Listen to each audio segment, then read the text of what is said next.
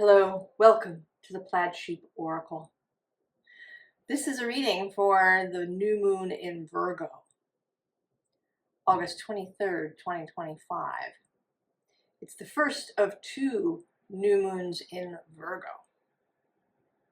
The second is on September 21st and is the second half of the eclipse pair. I'm very interested to know how it's all going to tie up. I have this sense of really a sense of a beginning and an end. From Virgo new moon, Pisces full moon, Virgo new moon again. Or of not so much a beginning of and an end, but it's sort of a conception, and then there's gestation, and then there's a real beginning. As you have, with anything that you create, it has life and begins. Although there's also an ending. I asked for a theme card, and what I got was, get your brave on. We'll see how that goes. Put that here. Keep it in mind. So how this is going to go, I got 4 oracle decks. I'm going to deal for each sign, and then there will be tarot. And then at the end, I may do a collective. We'll see how we feel about it. We begin with Aries. Aries.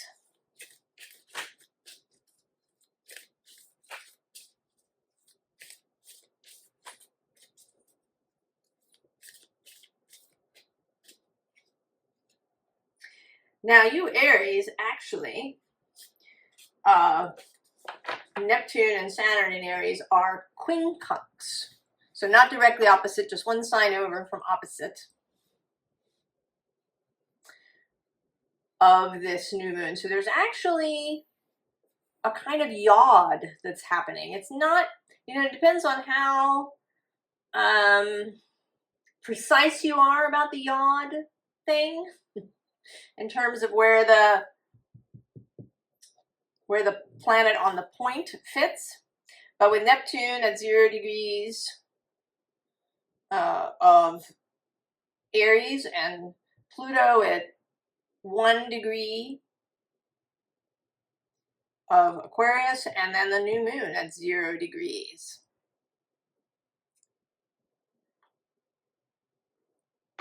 Significance. On the bottom we have the Jester. I can already see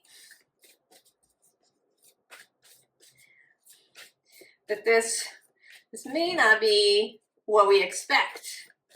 I think Virgo has a very kind of serious reputation,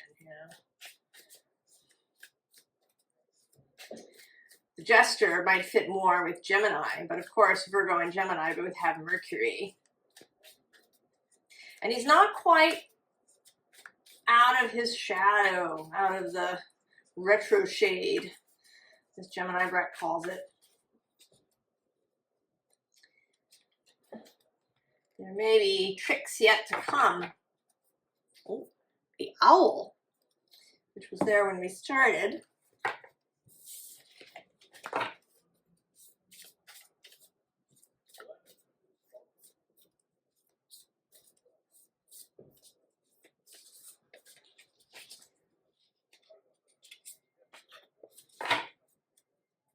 The dog with loyalty and belonging.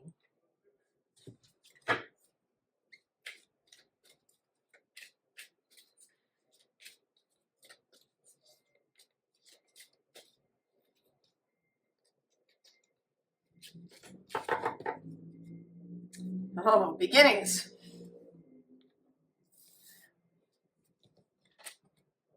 Oh, the siren. Oh, right, and sort of the two sides of her going on here.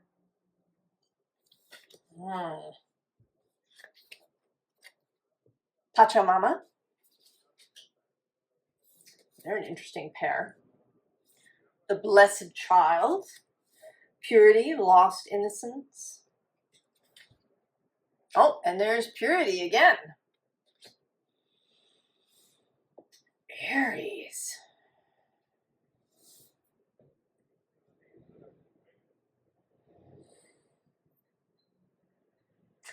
Well, this seems very much like purity of intent. Of really focusing, like eliminating all the extraneous things. Right? She's blindfolded here. Blindfolded to everything but her inner vision. There's the Blessed Child in prayer. And then I have this, right, with Pachamama and the Siren. You know, being drawn. What is it you are drawn to? You know, what is it that your soul, your essence, your Pachamama, that which is the kind of guiding and creative spirit of you, is called to something.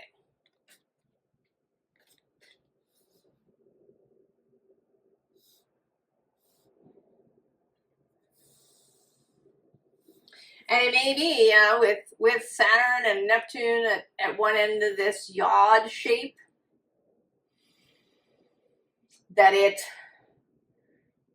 creates a real clarity and purity of intent and vision and focus.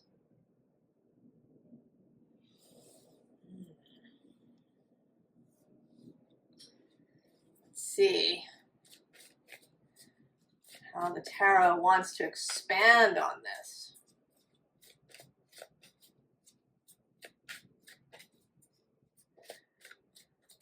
Certainly Virgo can be seen as, you know, getting down to business.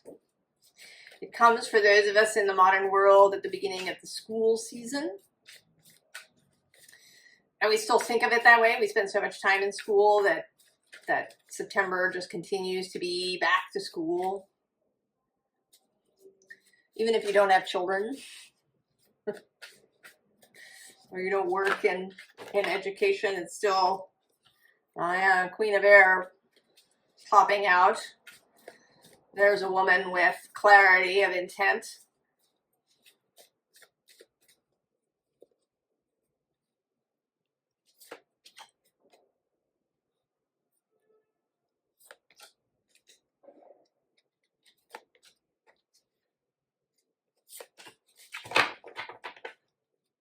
And there she is, on the bottom.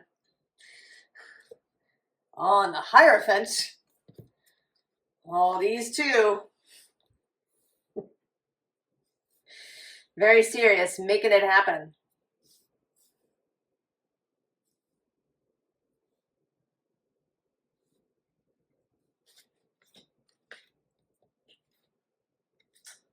King of Earth as well.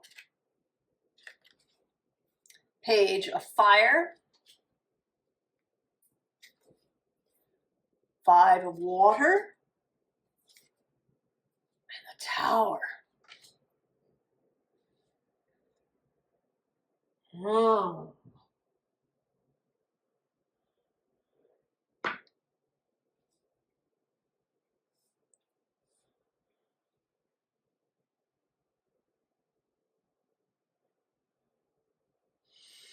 Well, whatever this is, it is deeply important.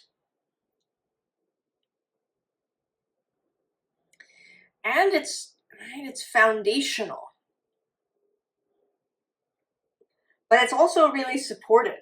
I mean, there's this Queen of Air and then this Hierophant at the bottom. Next to Hierophant, we have Justice.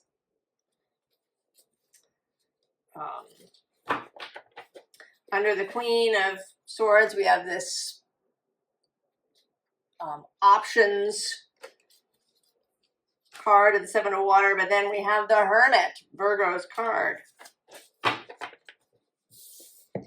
So this is all of the material things that you require for whatever this is. Money, investors, time, energy, stamina. I think also other people. It's all of the, I want to say 3D. Everything that people, the earth, can provide is there. It is available to you. You've also got the inspiration, the desire, the love, the feeling of fun, the spark.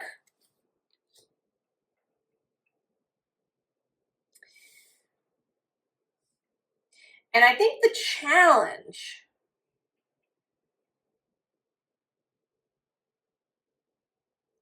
it seems to me that the challenge here is, it's not that you're going to be, sad or distressed or anything or disappointed with this Five of Cups, but that it seems like a really big thing.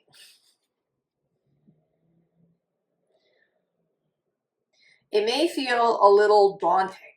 That's the word I want. Breaking ground on, a 10-story building.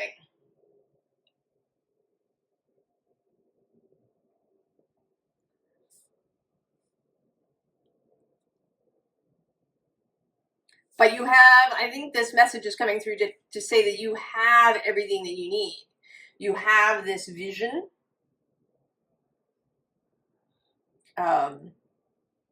You have faith. You have the ability to focus, to turn away any, you can't do that, or it's not going to work, or, whatever that's internal or external criticism. You have everything that you need, Aries.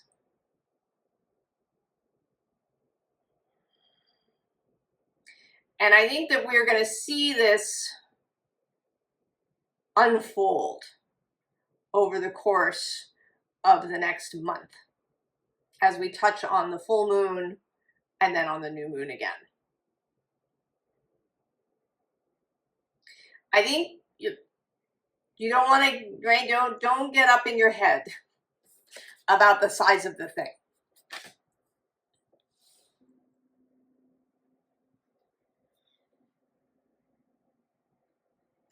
I kind of want to get, right? Is there any other little bit of advice about this for Aries? Well, there's the King of Pentacles again.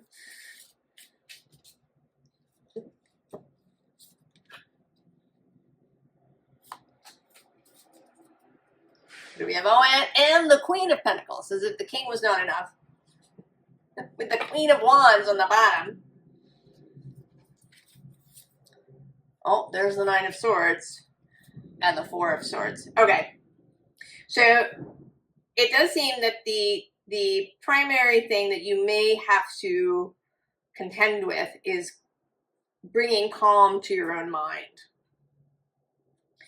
and reminding yourself on a regular basis that you have everything that you need. It will show up. Your job is not to go digging to find anything or to tear your hair out about anything. Your job is to keep this purity of intent.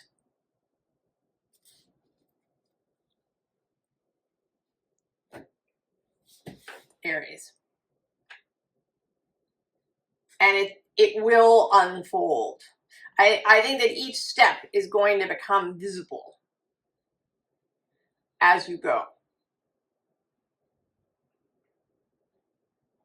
And that you don't need You don't need to plan all of the steps. You keep the vision of the tower, but you don't need to know every single step of the way before you get there.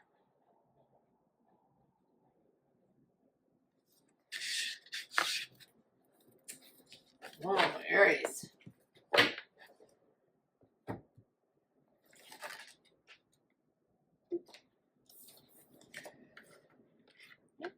Stay up there. Let's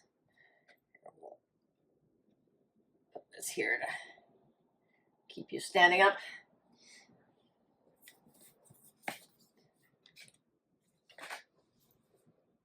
Taurus. Taurus. Well, for you, this moon is trine. And that's always lovely, speedy, clear, harmonious, earth to earth energy.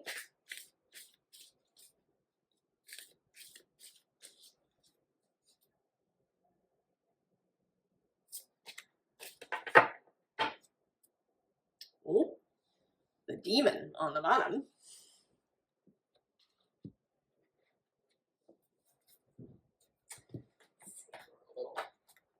Fussy here. Let's sit up there until we need it. A little bit of Virgo action there.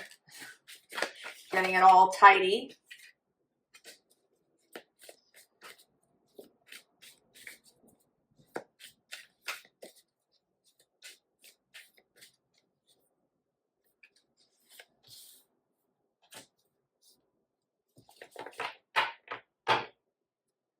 Oh, the seer. That's intriguing.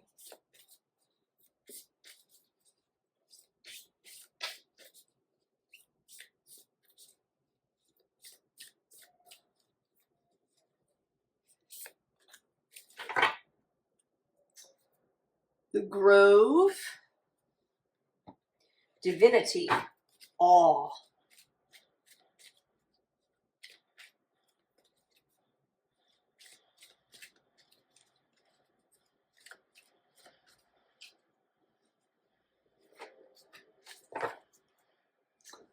Trust.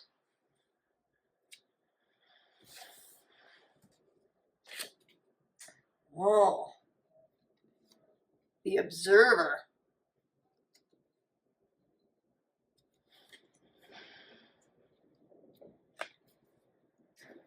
The Holy Mountain. The Bottle Tree. Mediation Intercession.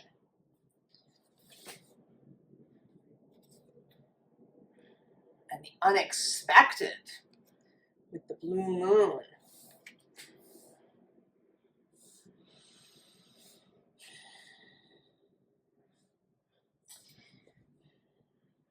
It may be, Taurus, that you have been trying to see what is coming. That you've been, looking in all the different ways, in the 3D ways, through divination, through meditation here on the Holy Mountain, through asking questions. The bottle tree is a thing that you put out in the bottles attract tricksy spirits, and they get inside the bottle and then they can't get out. So the bottle tree is about trapping things, and maybe it has been, you've been trying to trap synchronicities or to trap, right? You want as much information as possible.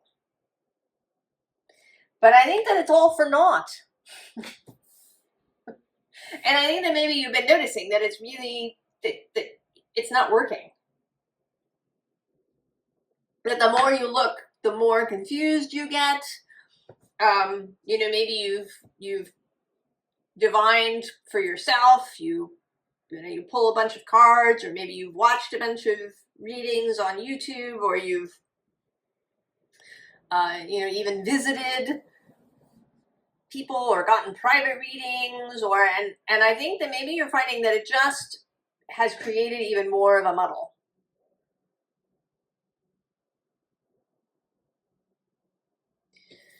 That you're just not gonna know. And I think maybe you're not gonna know because what's coming is unexpected. It's something, you know, way out of left field. You're just not,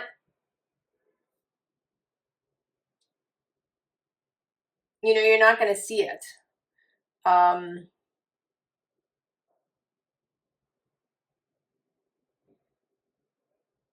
That it's totally unexpected. And this story is popping into my head. I have some cousins, and their father had started his own business. And at some point, the business was doing really, really well. And she was a teenager, like 16 or something, and there was this jacket. They went shopping for a winter jacket for her, and she found one that she really liked, but no, it was a little too expensive, and oh, well, we'll try again later. And so it was right before Christmas, and she accidentally discovered the jacket that was hidden, right? It was hiding before Christmas. And so she, you know, she didn't say anything. And on Christmas morning, there was a big box under the tree, and she just knew what it would be. And she opened it up, and it was a different jacket that she had also liked. She actually got both of them for Christmas. And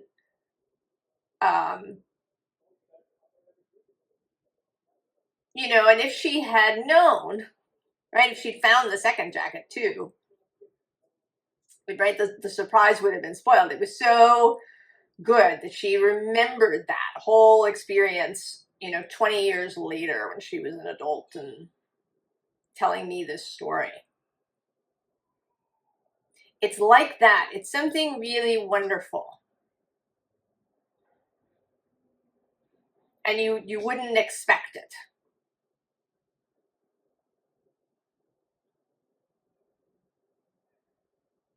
And so you can't, you know, you kind of can't see it ahead of time.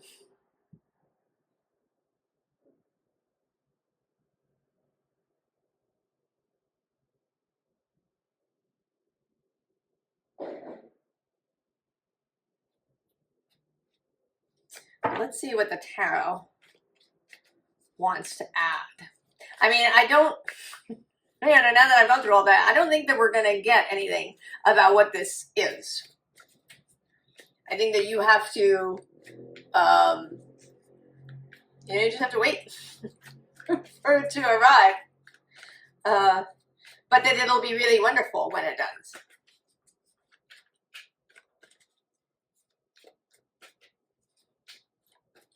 You know, you thought you were getting one jacket and you end up with two.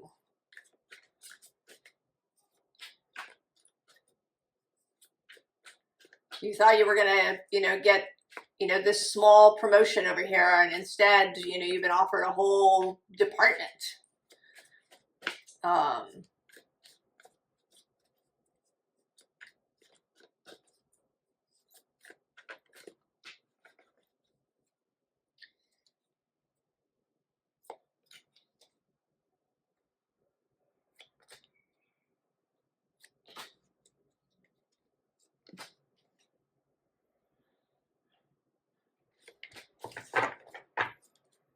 Oh, and there he is, the Hermit, Virgo's card.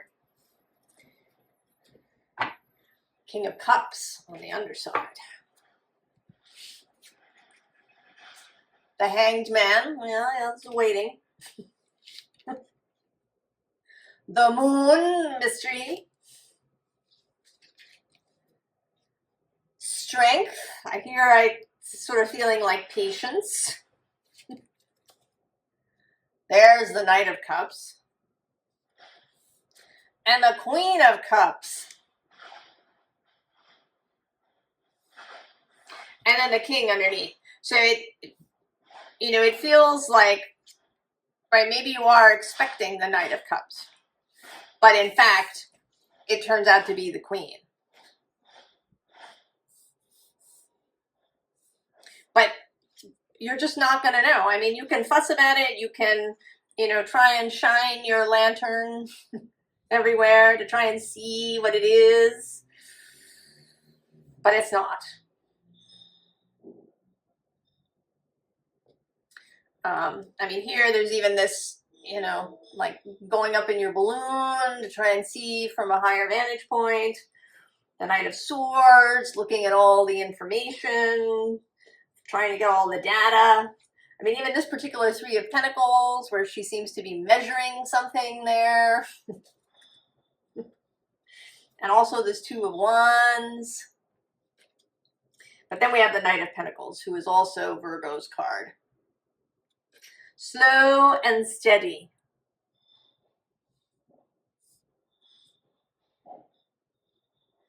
Well, I think that's pretty simple, Taurus.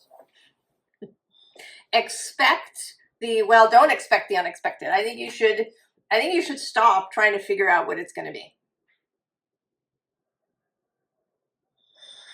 Just, enjoy yourself for the moment.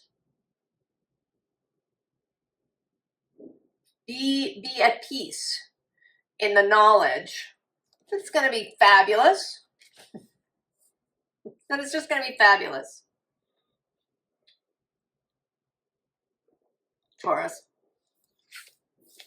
And I think we're going to see this unfold as we go through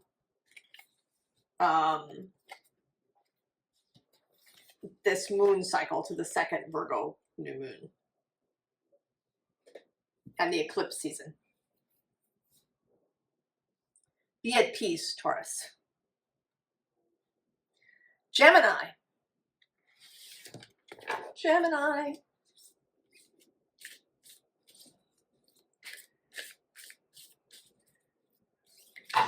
Ooh.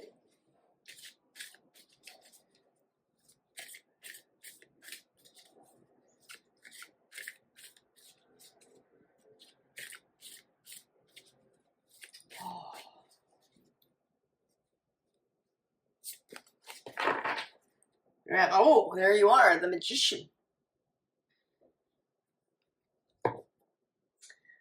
Now Mercury is almost out of his retro shade. Gemini, Brett's fabulous portmanteau word.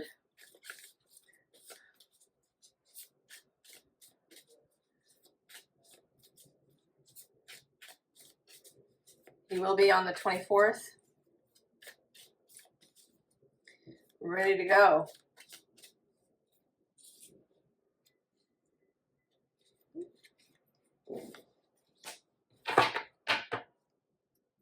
Oh, the Seer. This was Taurus's card on the bottom right there. Intriguing.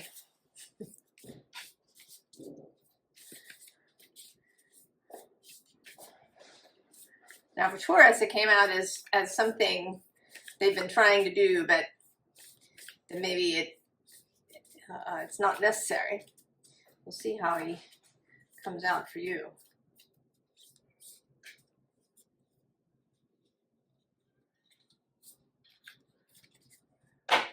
Oh. Nest of Wasps. Teamwork. Order.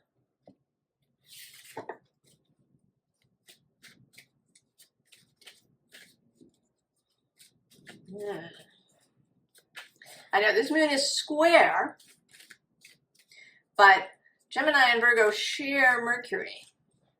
So their squaring is perhaps not like other squaring. Not like Gemini and Pisces as a square.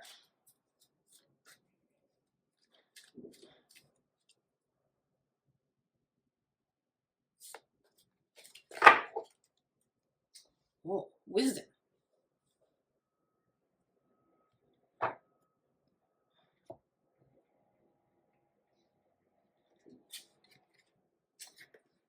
Wolf.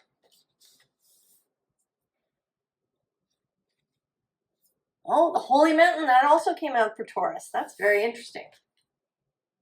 And the bottle tree. What's happening, Gemini? Release. Oh.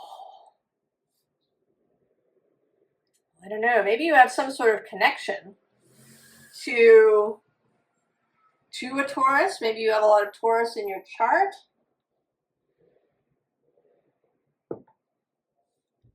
Or maybe it's the Uranian connection. Uranus spent all that time in Taurus. Now he's in Gemini. He's going to go back into Taurus on November 7th. And then he won't be back with you until next spring.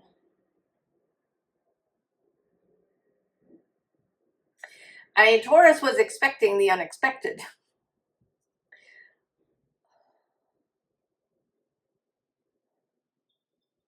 But you, I think you're creating the unexpected. I'm going to read you the wolf story from, so this archeo deck has both a description of the cards and then there's a little tale.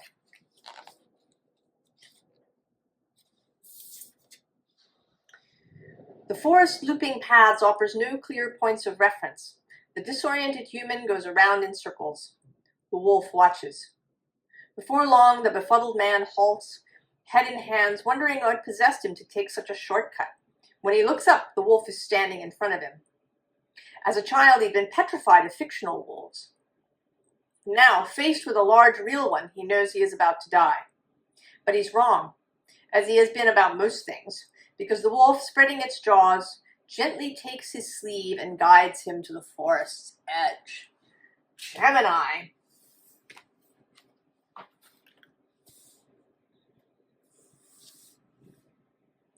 I think that you are going to be a guide for somebody. I think that you're the wolf. I think that you're the magician, the seer, with this, right, with the team leader.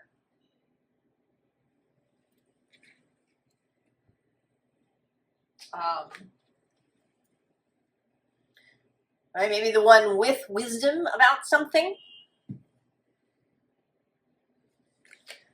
Knowledge. It could be that you are literally a seer, that you are a diviner, or an astrologer, or something of that nature. Or it could be, within your profession.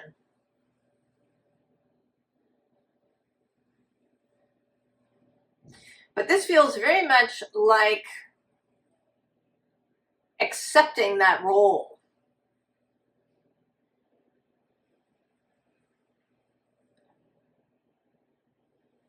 Right, especially with this mediation intercession card.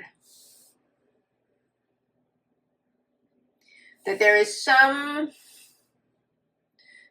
conundrum, there's some puzzle, there's something. And you are going to show up and create clarity and release. I don't know, maybe you're the one bringing Taurus whatever it is they're waiting for.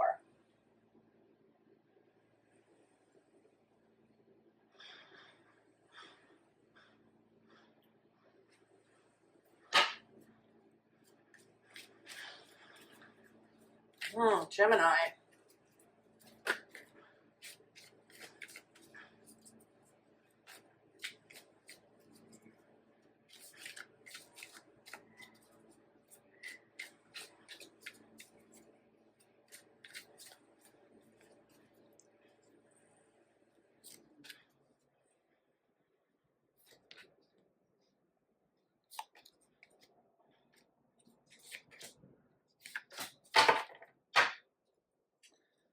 Oh, interesting. Knight of Wands. There. Oh, yeah, see? Actually, maybe this way, right? There's somebody. They're waiting. They're in their own personal mental prison space. And you're on your way to them, Gemini. Oh, Page of Wands. Two of Cups. The World. The Two of Swords. And the Sun. Oh, yeah, Gemini. You.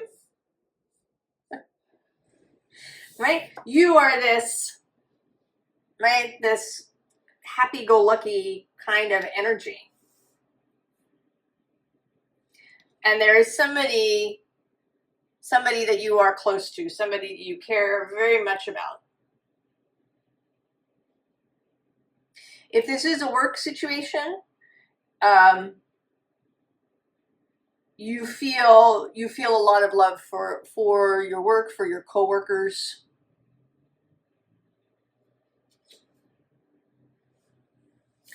You know, and here you are seeing the answer. You are seeing how to clear it, how to come to a resolution, right? How to cut through the conundrum, to bring clarity. Oh. The power of Mercury. You know, I kind of want to see now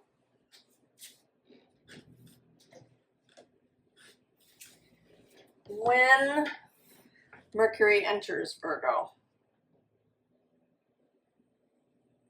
He's also going to make a trine to Uranus a little bit later.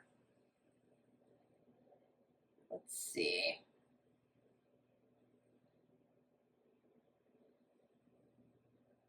So Mercury enters Virgo on September 2nd.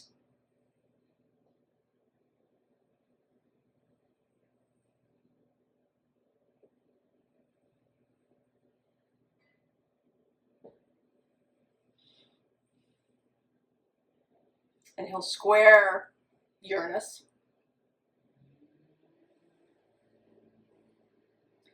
And then he enters Libra on September 18th, only a little over 2 weeks later. He zips right through Virgo.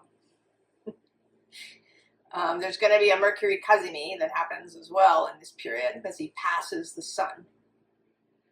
He will also meet up with the South Node. And then on September 18th, he will trine both Uranus and Pluto and oppose Neptune.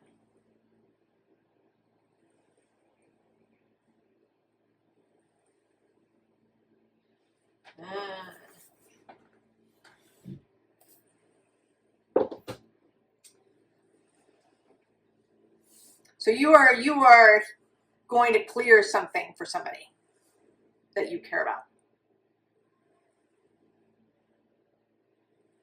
Lovingly, easily, beautifully. I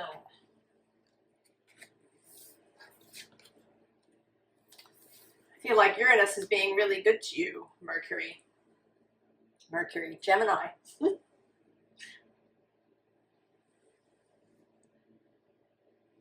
Really popping things open for you. Cancer. So this moon, Cancer, is sextile to you. That's a working relationship, water and earth.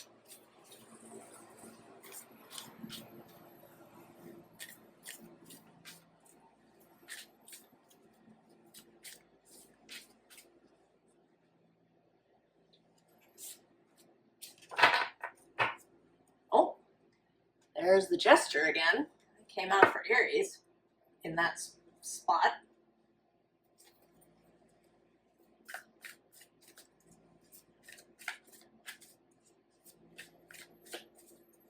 I think there's going to be surprises in this moon cycle. And I refuse, frankly, to talk about anything dire or anything of that sort. I'm not going there. You can find lots of places online that will talk about dire things.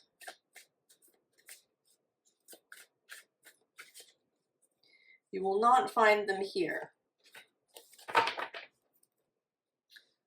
The hummingbird.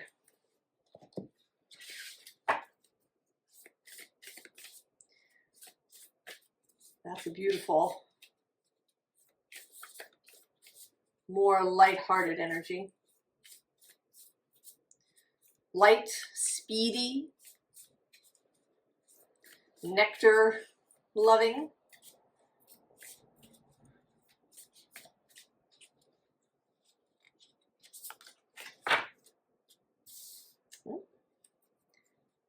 Vanity set, self-awareness, clarity.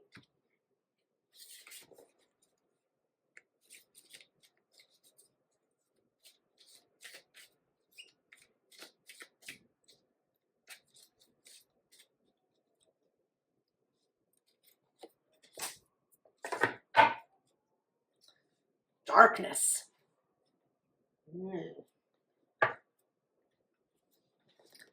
Let's see, Cancer. Oh, the survivor. The Andean cross. The peach. Fertility and love. Acceptance. Well, this certainly seems like if you've been feeling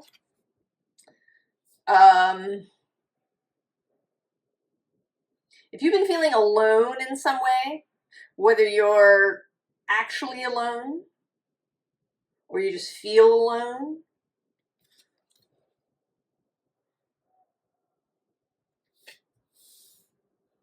you know, since I was talking about not wanting to talk about dire predictions or to turn in that direction, it may be that you have felt alone in that way, that you've been wanting to be filled with optimism and vision and excitement, but you found it difficult. The people around you have a tendency to turn in the other direction. And I want to say that this moon is going to provide this opening.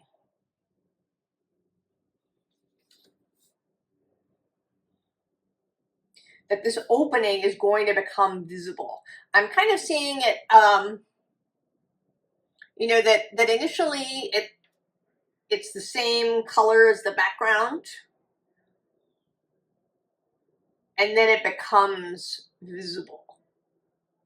And you can see that there is an opening when you thought it was just a blank wall. You know, maybe you've been right, you've been leaning against the wall for a long time.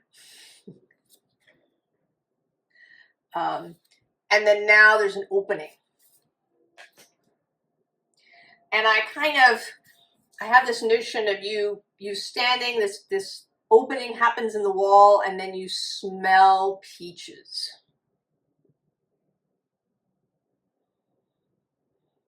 It's like finding an opening into the secret garden.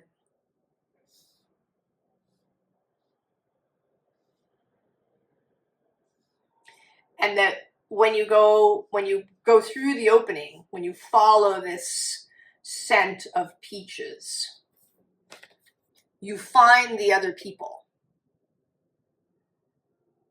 who have the same idea as you do.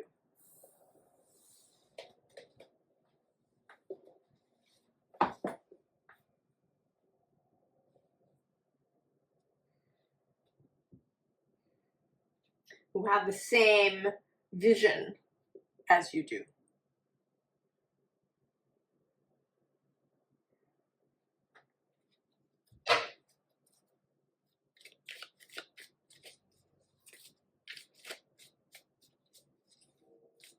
Right? You go from this kind of gray space into this full color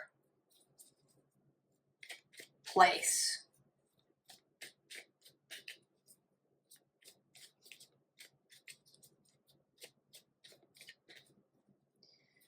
I think that hopefully Tarot will tell us, will give us a little guidance on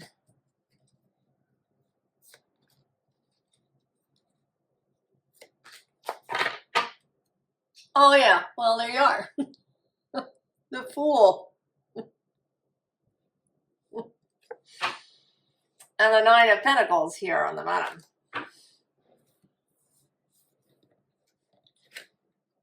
Queen of Cups, there you are, Cancer. Nine of Swords, there's that hole opening up behind you. The Magician. Five of Pentacles. And the Two of Swords. You know, I'm almost minded to say that you're going to run into a Gemini who is going to give you some piece of information maybe that you didn't have. But it could be anybody.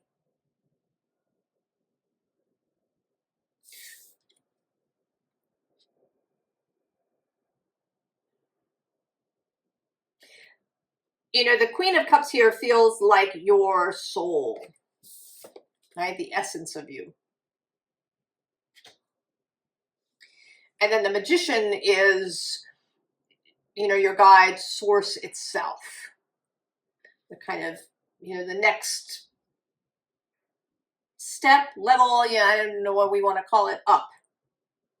The broader collective of non-physical. So I think the advice here, who's under there? Oh yeah, there's the Five of Wands. This is my quantum space creation card. So the advice here is to be the Fool. We want to get out of this survivor mindset.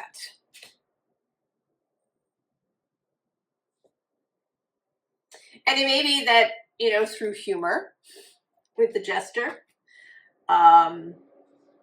through focusing on beauty or, you know, or things in nature or, you know, anything that really pulls your attention strongly, like the hummingbird that's drawn to nectar. Focusing on the nectar. With the, you know, with the vanity set, it may be, you know, that feels a little bit like, you know, enjoying yourself. You know, maybe it's getting dressed up for no reason at all, you know, to go to the store. Or, you know, arranging, you know, a fun dinner for you and a friend somewhere.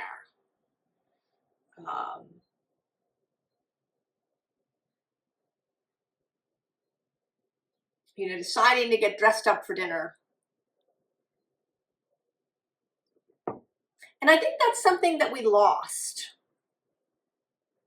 And I feel like we want a, right, like a middle ground. We don't want to have to get dressed for dinner.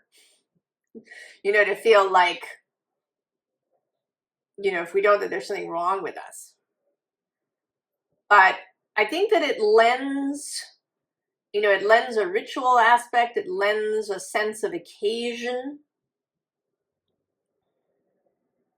I worked in a place that had, you know, that was very casual. You could show up in your yoga clothes if you wanted. But our head of finance wore a suit every day. Not because he had to, but because he liked to. And then on Fridays, he would show up in a polo shirt and chinos for casual Friday. And I lobbied to have the rest of us show up in fancy clothes and do fancy Friday. But I didn't really get any takers. I think there's something, right? There's something to that. To enjoying yourself, to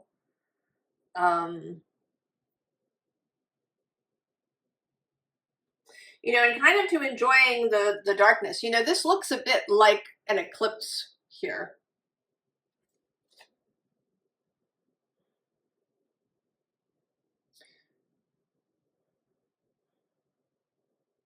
And we are now, right, entering into this eclipse season.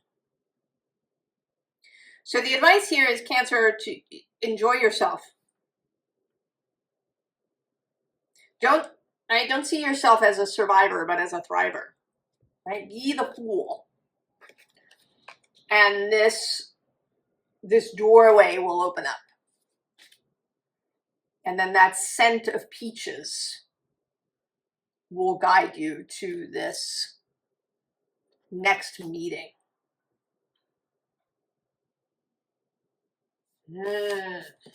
Cancer. That's exciting, following the scent of peaches.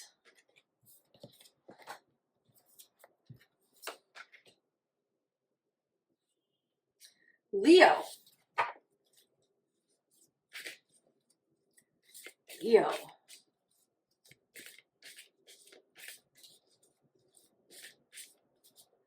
Well, this moon is right next door.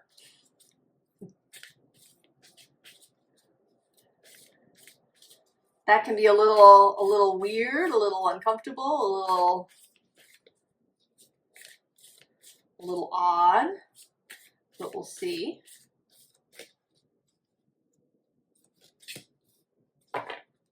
Oh, the duende. Oh, Leo.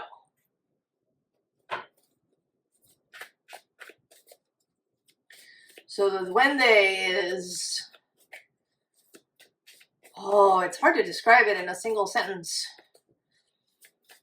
You know, it's the passion, it's the energy that flows through you. It's strongly associated with flamenco. You know, with dancers achieving what seems, you know, beyond human capacity. It's the fire, the passion that rises up through the soles of your feet.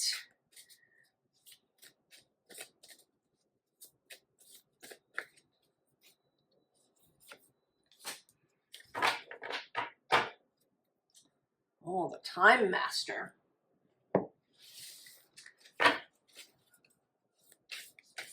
Interesting.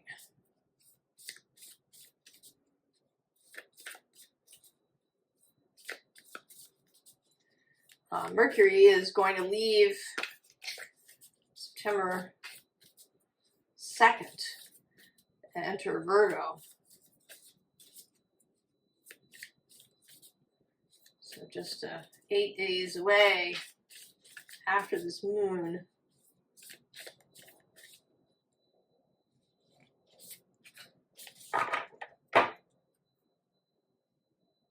Instrument, self-expression, speaking truth.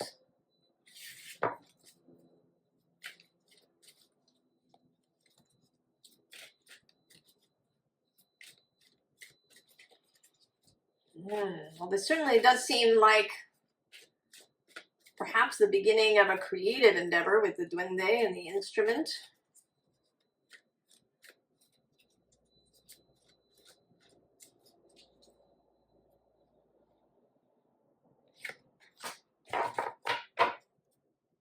Well, trust. Oh, the warrior.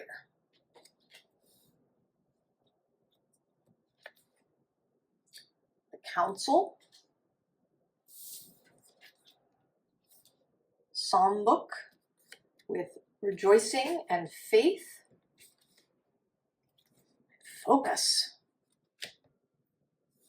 Well,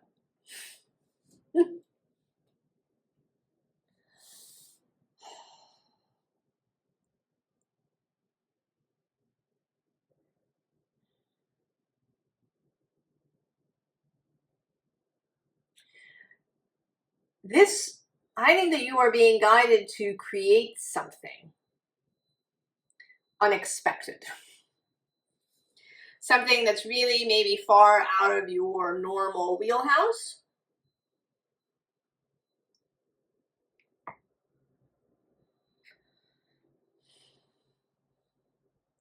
Something, it seems here, right, that the warrior is being asked maybe to embrace peace. So it may be something that's diametrically opposed to what you normally do.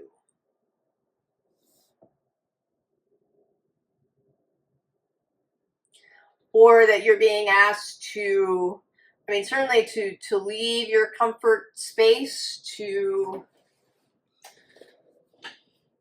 have faith in this calling. Maybe it's something that's been niggling at you for a while, but it has seemed, that can't be right. That's not, what I trained to do, or that's not my usual medium, or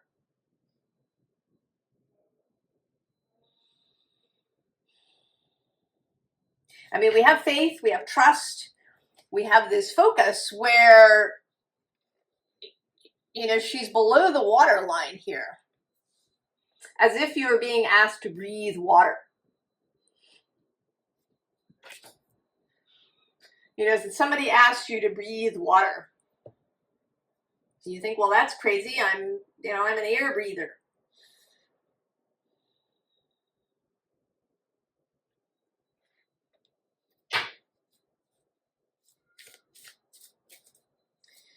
But there is something you're going to be called on, something maybe that has been calling you. And then with the Time Master, there's this sense of, it's now.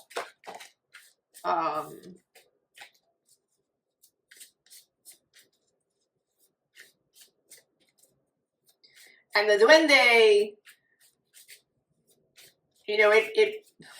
it brooks no rejection. It is a force. It is consuming.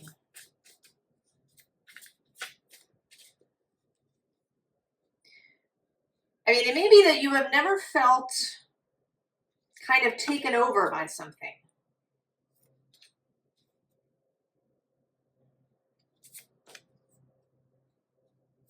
That you've never felt carried away, swept off your feet.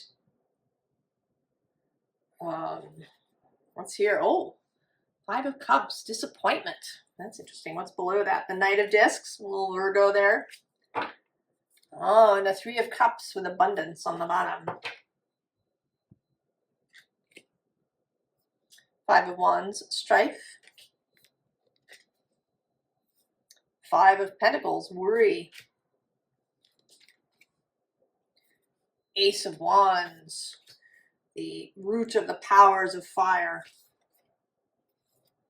Three of Discs, effort. And then the Queen of Wands, Leo.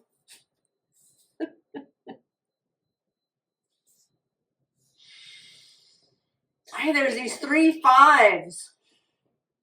Cups, Wands, and Discs.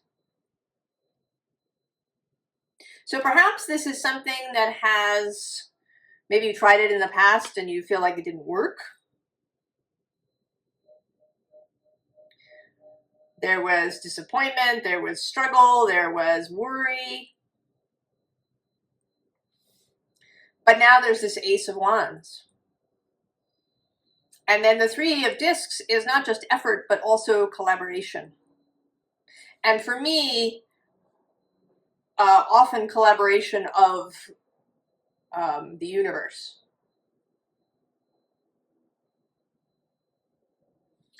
Right? The taking this first step brings everything else into motion, and it all starts to fit together. I kind of want to find the Five of Swords, the Five of Air, because maybe that, right, it hasn't shown up, and maybe that's where, perhaps where the difficulty is, right, in your mind.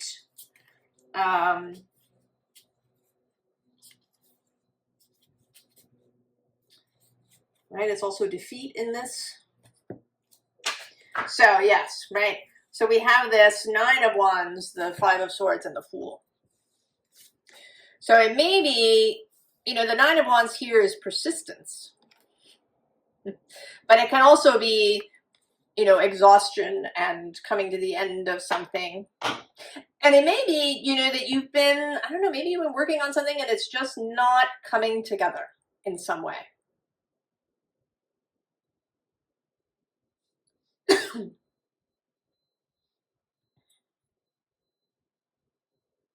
And so if you can, right, if you can change your mind out of defeat and move into the Fool. On the other side of the Nine of Wands is alchemy. On the other side of the Fool is the Four of Swords with recovery. And then the Ace of Swords.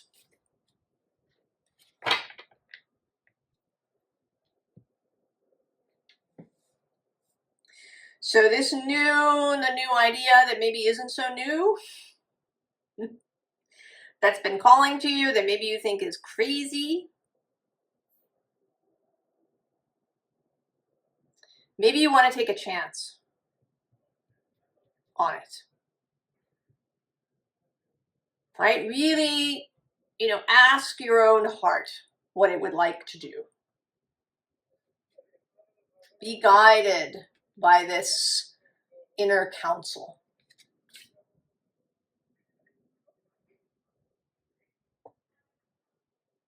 And you may come through and, you know, become the Queen of Wands. Leo. Not surprising, lots of messages of new endeavors and changes of direction and things opening up in the realm of the 3D. Virgo. Virgo, your moon. Are you excited? So Virgo season beginning, the sun in your sign.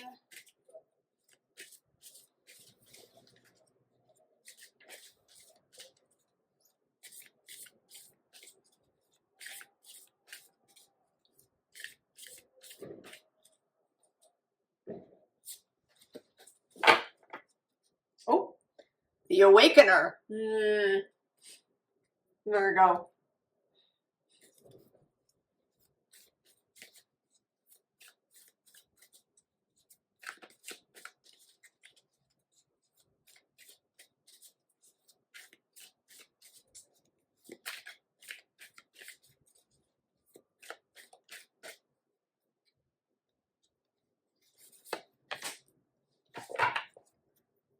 Upper world.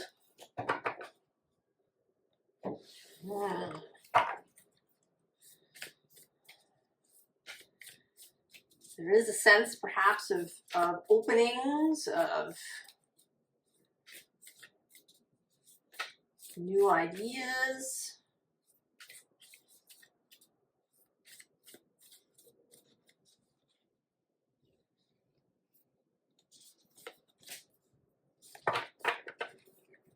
Oh, there's instrument.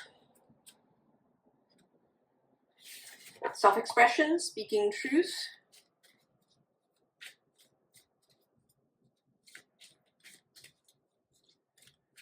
This new moon is square Uranus. So there is certainly the opportunity for sudden truths, revelations, things spoken, things seen.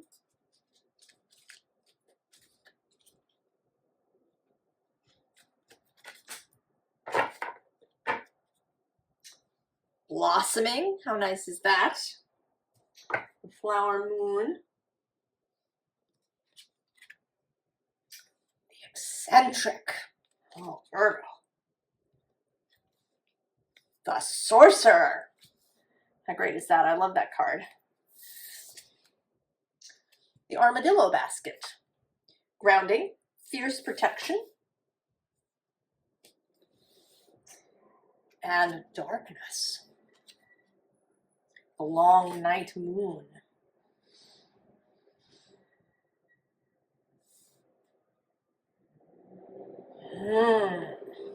Virgo.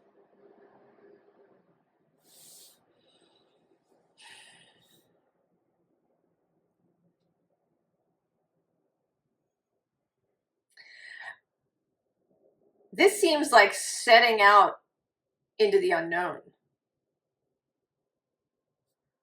Right? Getting on your motorcycle and just going. Without a plan. And I think that this sorcerer is the energy that's calling you. And he, you know, in the book, he comes out as, you know, a difficult, dark energy, but I don't see him that way. I certainly see him as being countercultural, that he's an iconoclast, he's somebody who doesn't conform, he's a nonconformist, and he doesn't do it just to be that. You know, it's not rebellion for rebellion's sake. He has his clear vision, and sometimes he will agree with the group and sometimes he won't. And he's not afraid to stand apart, and I don't think that you are, Virgo. You have that, you know, hermit energy, the energy of knowing exactly what it is that you want.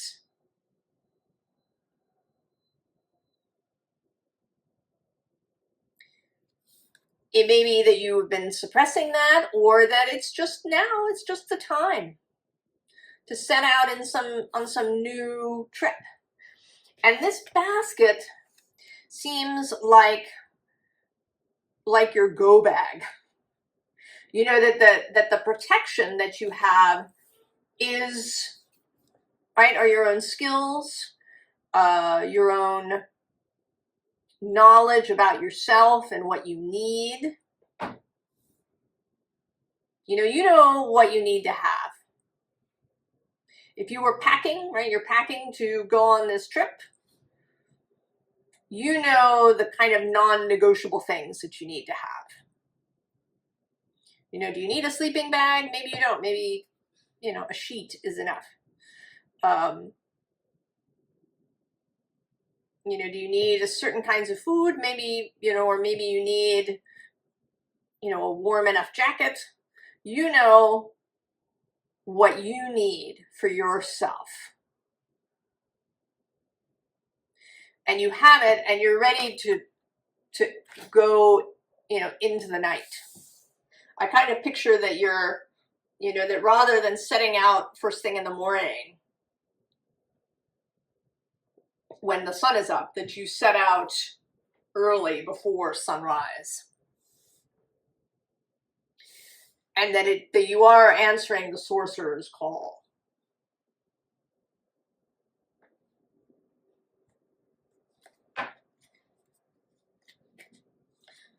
A call to adventure, a call to change, a call to movement. I mean, maybe you're moving, actually. You know, I kind of, before I do that, In this archeo deck, each card has a little tail at the end, and I've never read the eccentric's tail actually. Oh, the eccentric's tail. During the night, the clock and the cat traded identities. When she arises, her ginger Tom, Mr. Danvers, is sitting on the mantelpiece, rhythmically ticking, whilst the clock brushes to and fro against her leg, demanding to be fed chopped liver. This is not the first time that elements within her home have exchanged personalities. Once, during a particularly violent thunderstorm, the teapot and the letterbox switched places, thus causing her tea to arrive in an envelope and her mail to come with milk and 2 sugars. She has become accustomed to these anomalies and accepts that change is inevitable. Oh, Virgo. Does that make your hackles rise?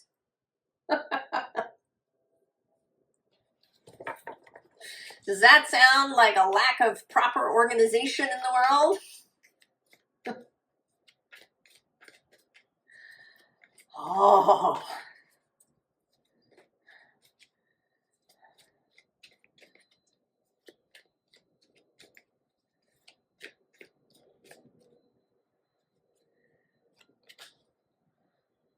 Or does it sound like something really delightful?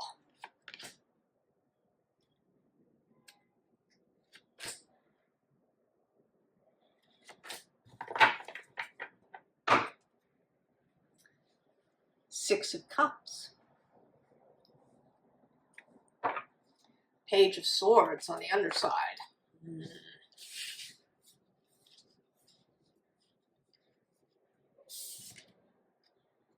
Ten of Cups.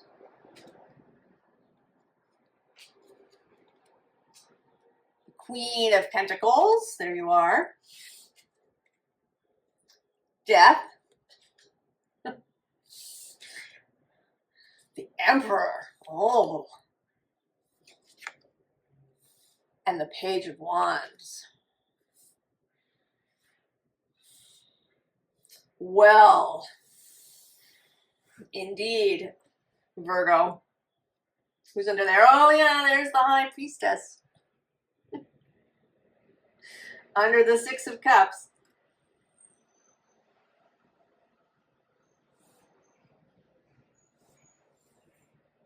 You are definitely being called out into the unknown, Virgo. I think that things have been good, that you've been comfortable, that you are in a place where you feel, pretty secure and pretty solid. You have the inner resources, most of all, to, get on this bike and go. To meet up with death and this transformative energy. And then also to meet the Emperor.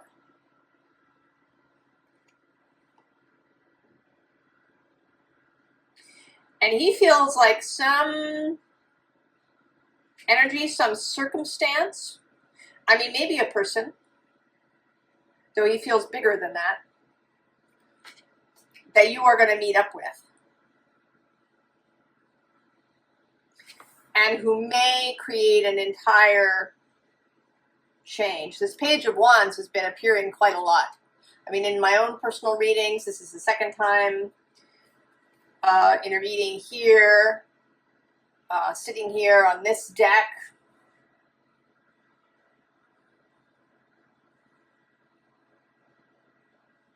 You are definitely being called out into the unknown and into what may feel initially challenging or uncomfortable.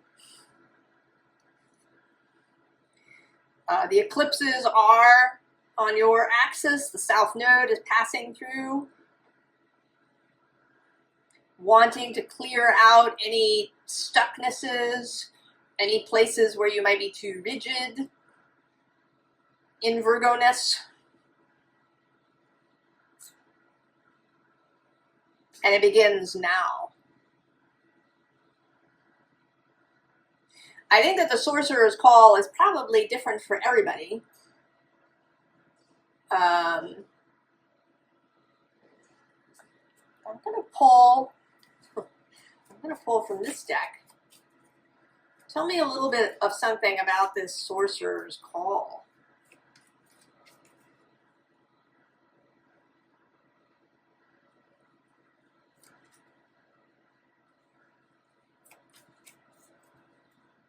Oh, the looking out, the merchant, mercante. And then we have Gran Signore, grand gentleman. All in despair.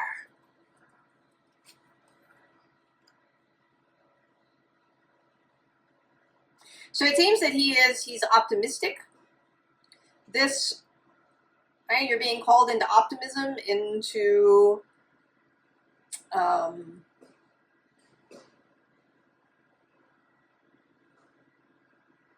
maybe even into, right, into wealth, into affluence,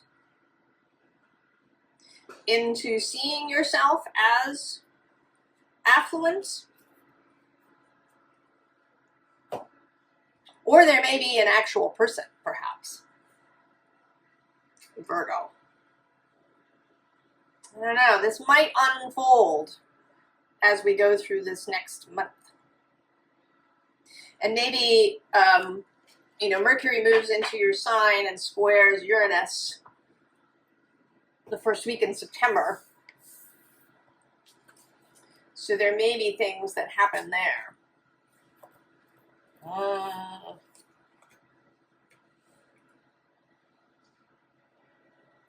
right, Libra.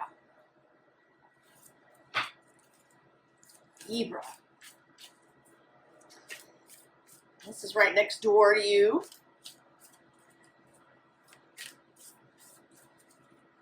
Libra, that can be a little bit uncomfortable, a little scratchy. But also offering an opening that might be unexpected.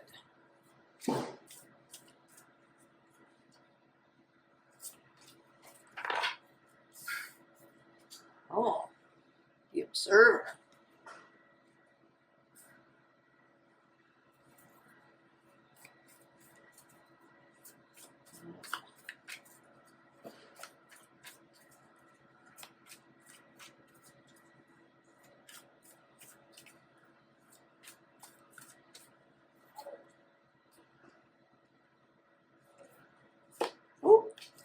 Why I wanted to turn that over right away. The Heart of Sky. It's a beautiful creator energy.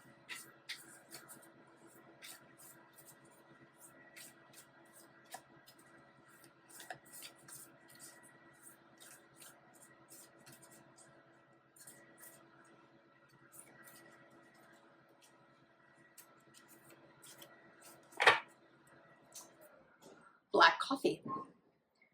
Shadow Work, Awakening.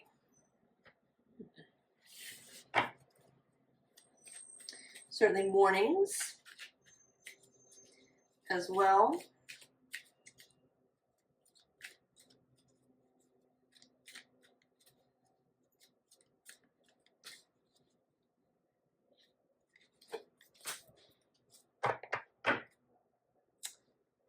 Wisdom.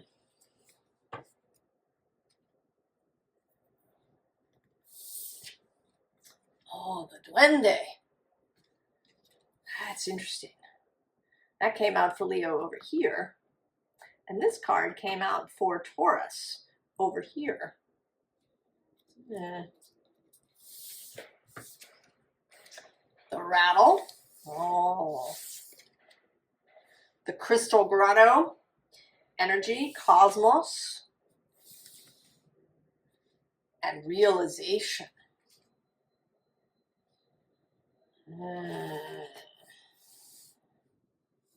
Well, I want to say that you are attempting to summon the Duende. So the Duende is this, it's like the energy of God of passion, of creation that rises up through the soles of the feet. You know, it's one of those things that you can't really put words around it. Words are too limiting. If you've ever watched a flamenco performance that was really exceptional, right, that is the duende. I mean, any work of art, any or craft, or anything where your heart and soul and mind are all there together. And with the rattle, which is for me a summoning energy, and this crystal grotto, that you might go to a sacred place.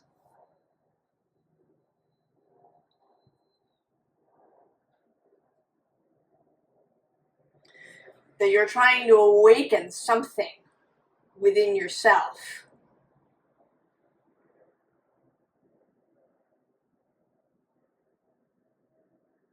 And there is this realization. And it might be, it might be anything. It might be awakening something for a creative project. It might be awakening love. It might be awakening an occult or psychic gift that you are calling on. This energy of the duende.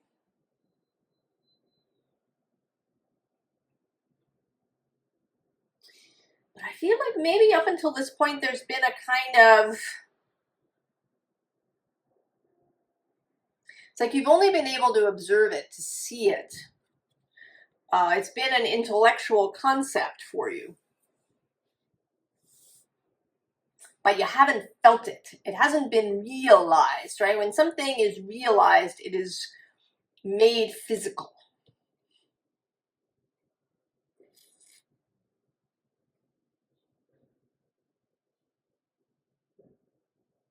So there is something being brought into being here.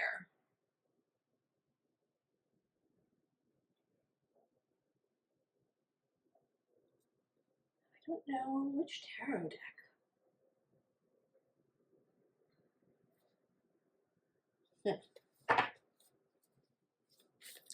Not pre-chosen, but we're open here.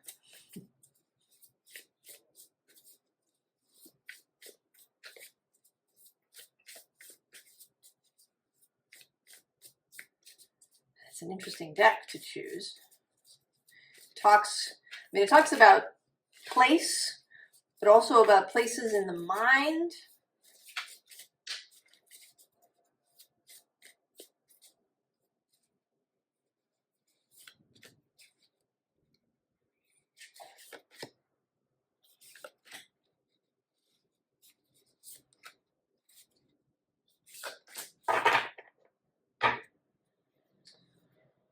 Five of Spires. That's Five of Swords. Underneath, the Four of Spires.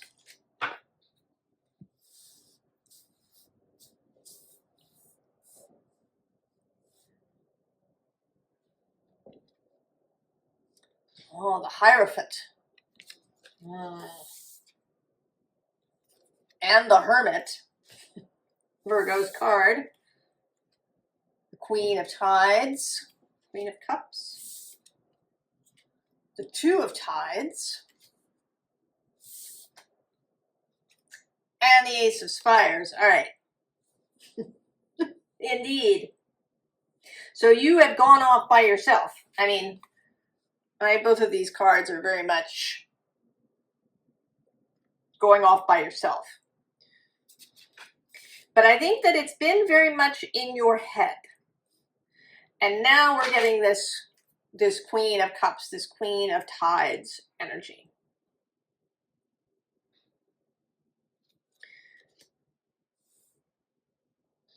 Finding the ability to feel this. The ability to feel the duende.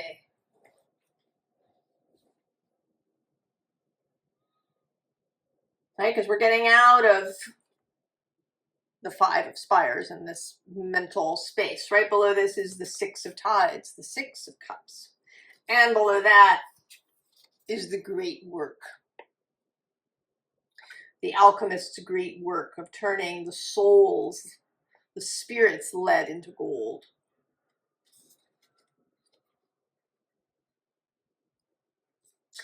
And then this 2 of Tides often actually makes me think of the 2 of Wands as well, because of the fiery nature, this rising sun, like a beginning.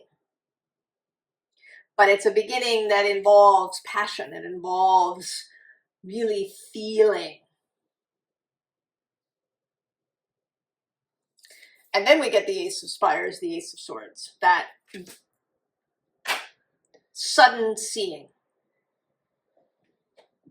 in a way that has not come before. And it may develop through this new moon cycle. During this period, the Mercury is going to go from, he's going to square Uranus on September 2nd and 3rd, and then he's going to trine Uranus on the 18th of September, just before the next Virgo new moon on September 21st. It's 29 and a half degrees, or well, 29 and something degrees of Virgo, just before the sun shifts into Libra.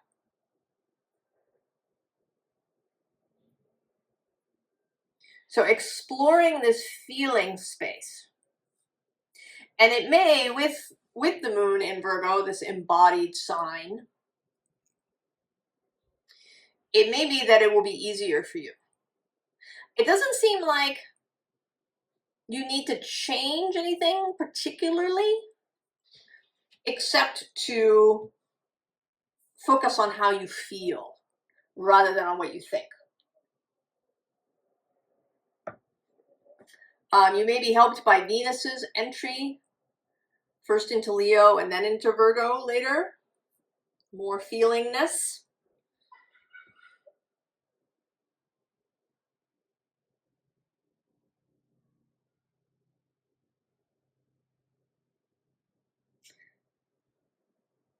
I don't know, I kind of want to give you something else, Libra.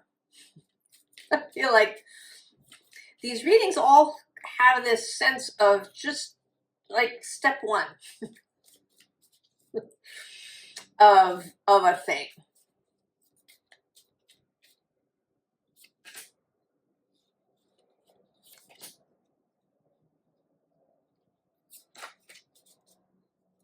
Who do we have? Oh yeah, there's the Magician. And all the Sun, the 9 of Swords to the 9 of Cups. So there's a clarity is coming about how to move out of your head and into your feelings. Under the Magician is the Wheel of Fortune and the Ace of Swords and Temperance and the King of Cups.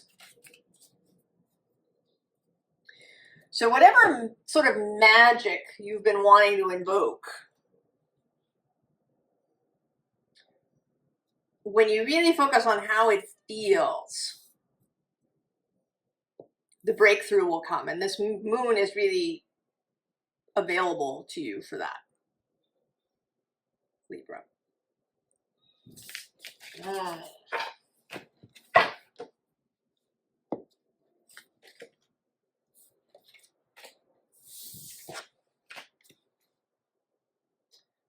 All right, Scorpio.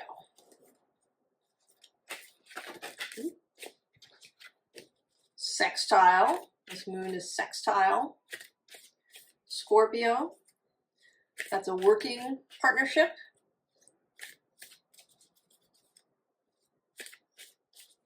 Earth and water together.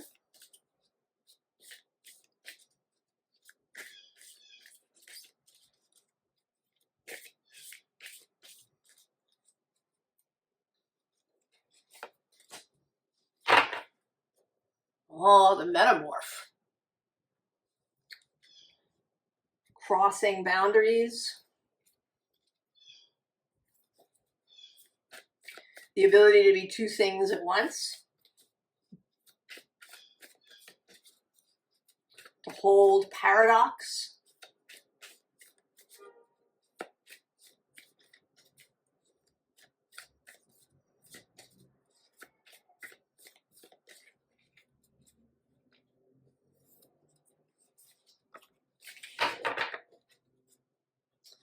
The child. I've been having a lot of personal messages about innocence, about having an innocent view of things, not gullible or naive, but innocent as opposed to jaded or cynical.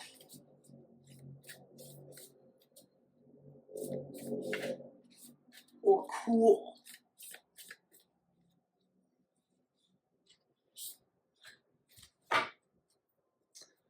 Oh, the mojo bag. Justice, karma, also your mojo, your power.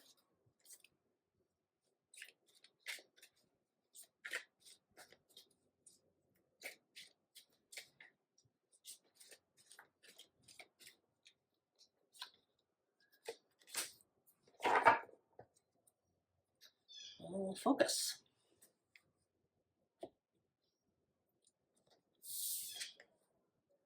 Oh, interesting. Angel.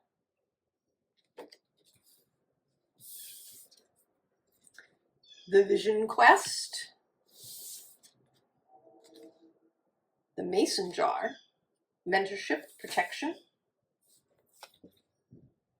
And faith. Oh. Scorpio.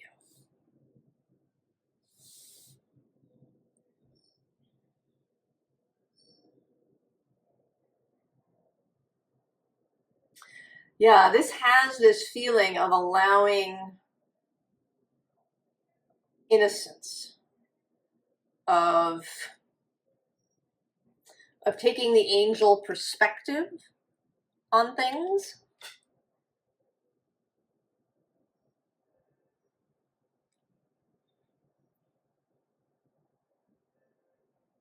And there is a sense here, you know, she's standing here with her arms crossed over her chest. But then we have this.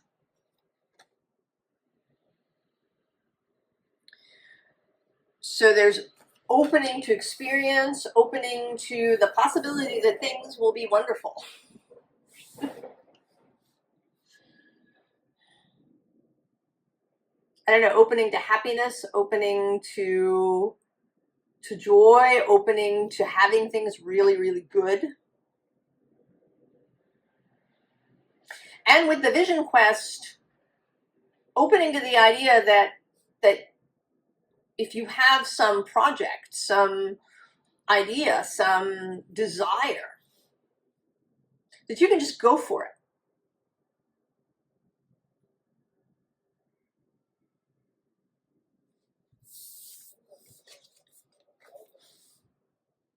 This is actually feeling not so much like mentorship and protection,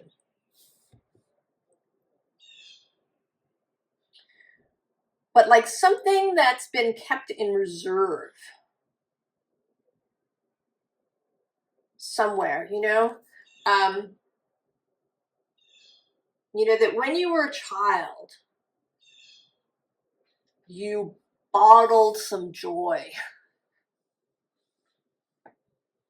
You bottled joy and imagination and innocence, and then you put it away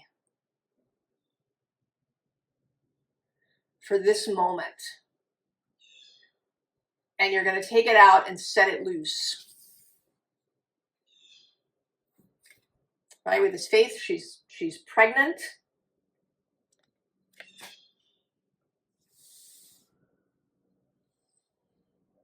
And this, right, this releasing of this joy and fun is getting your mojo back.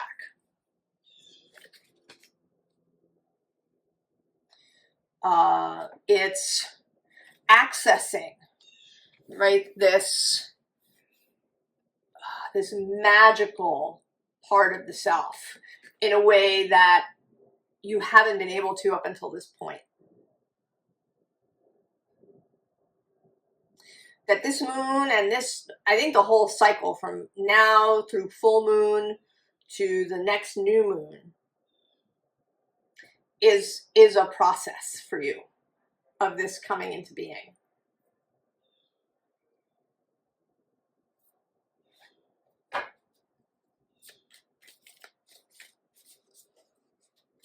That maybe you're going to find the jar, metaphorically speaking, now at this first new moon somewhere. That tied up Three of Swords. You're going to open the jar.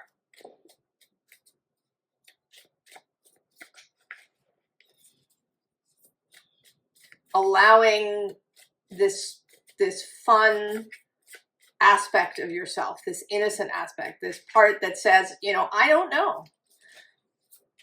Yeah, some crappy stuff has happened up until this point. But I don't actually know. I'm going to take the innocent route. I'm going to say I don't know what's coming. That it could be wonderful. That I can keep that vision. That I can have faith in that.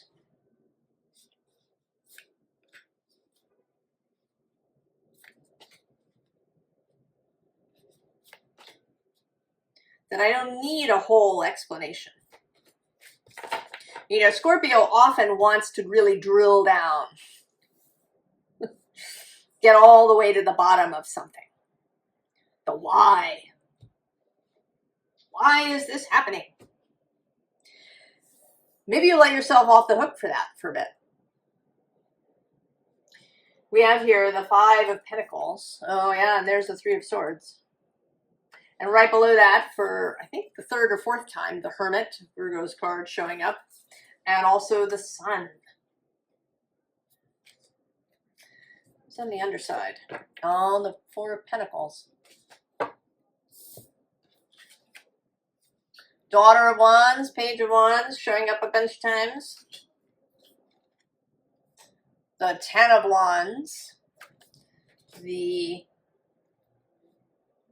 impenetrable thing. And then the Daughter of Cups. And the Mother of Cups. So, in a sense, both the Daughter of Wands and the Daughter of Cups, that it's that energy that's going to get you through the wilderness. And that you can hold these two energies simultaneously. That you can be the mother and the daughter. That you can be the mother and the child simultaneously.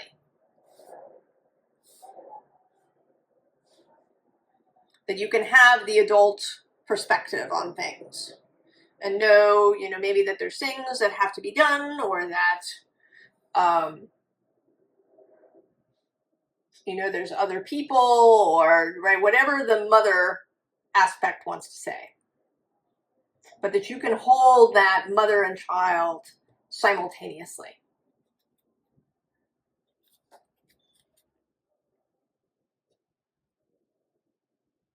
And that's going to take you through the wilderness, away from this Five of Pentacles, away from this Three of Swords.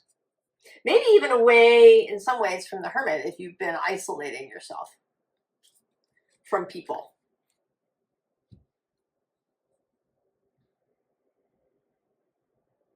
Perhaps because of a kind of jaded or cynical mindset.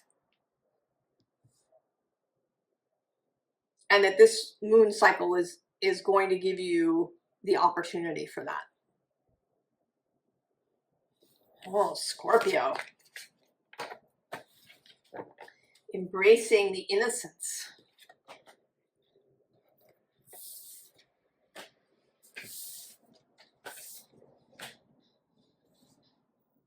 Sagittarius.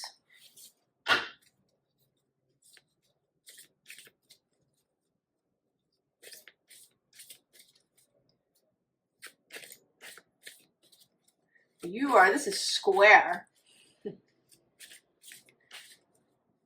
Square Sagittarius.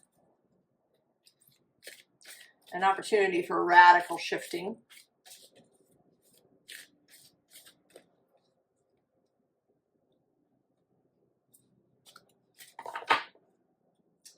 Oh, the midwife.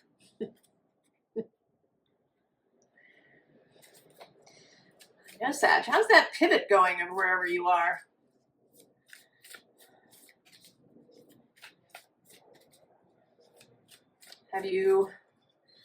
Has your attention been captured? Have you been speaking to the unseen?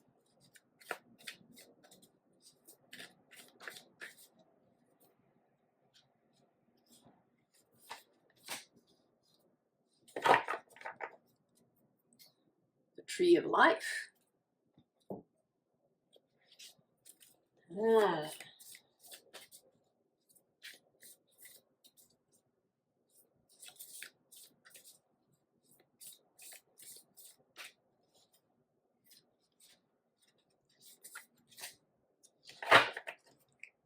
Oh, the mason jar, mentorship, protection.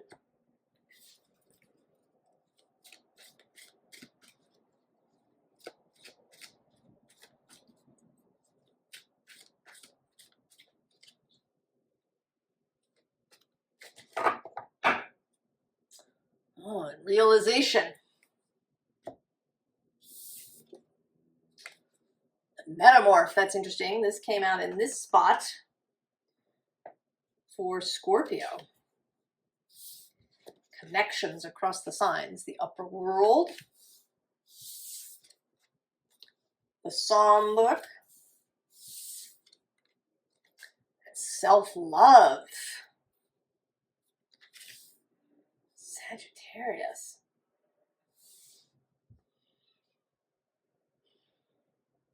Well, this certainly seems like birthing something into being.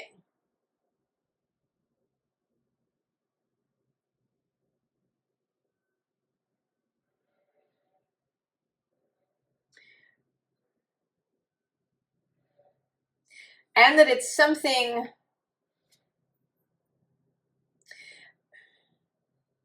I mean,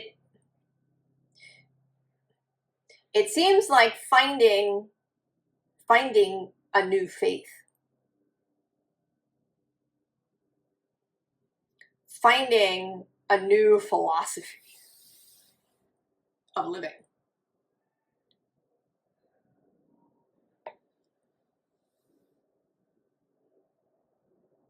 And interestingly, one that is not really tight or narrow. One that allows for this, kind of metamorphosis. One that can hold opposites.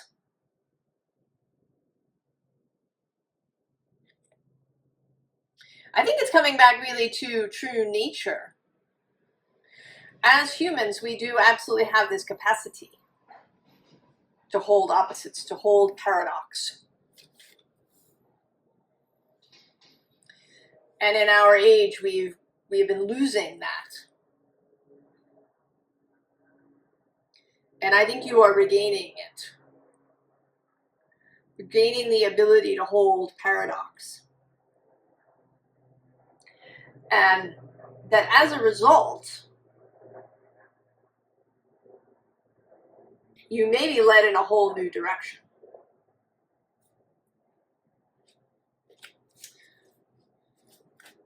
Of life, possibly.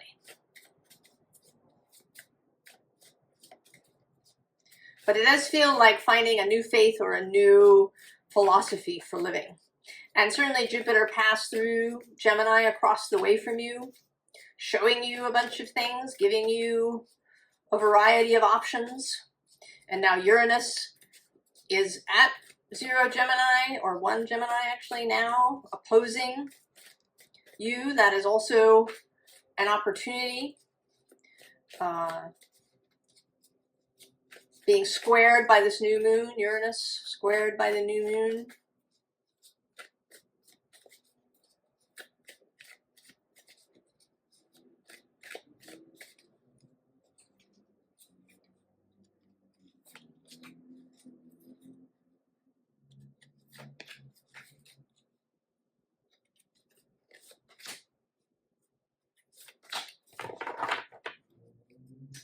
Oh, justice. Coming into alignment. Oh, and there's the happy Buddha, 10 of water, 10 of cups.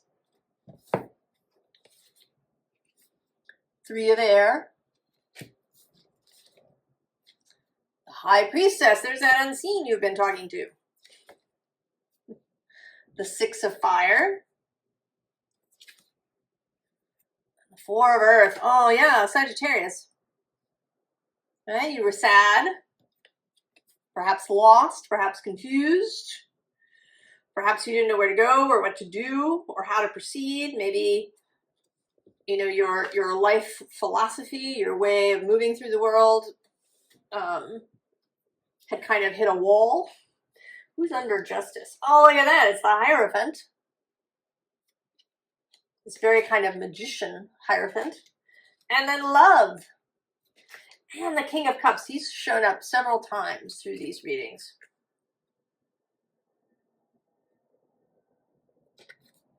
The 6 of fire, yeah, you meet the high priestess. You've been talking to spirit.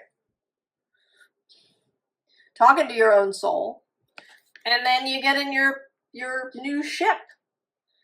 And you go. And as a result, there's a new physical reality.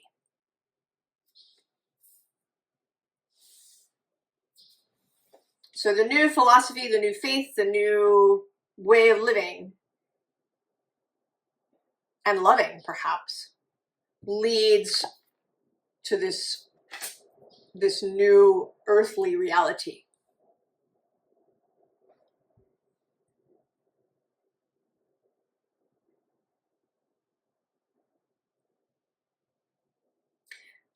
And somehow, I mean, I don't, you know, who knows what experience this Virgo new moon will bring to you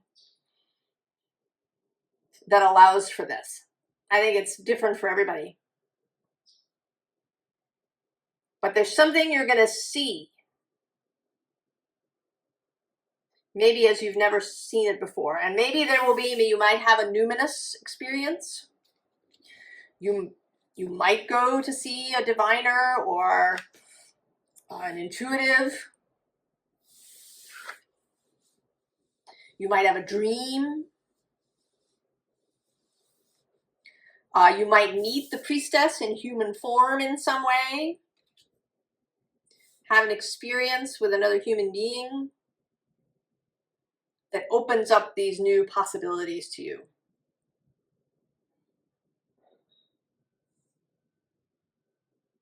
And it seems with the metamorph of a much more flexible way of looking at things. The ability to hold paradox. The ability to shift from one thing to another. And, you know, self-love.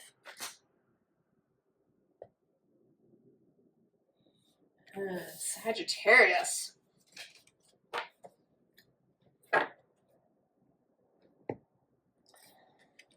Yours is kind of the most direct reading. But I'm really curious to see how these things will unfold as we move through the full moon and the next Virgo new moon. Capricorn.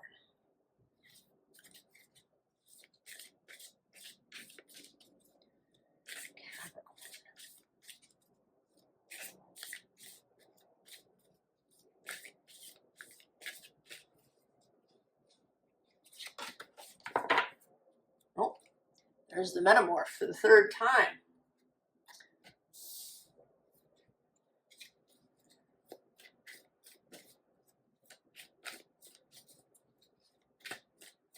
Change, paradox, shape-shifting.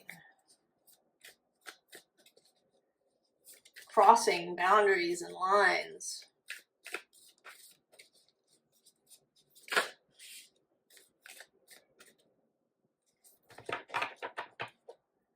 The owl.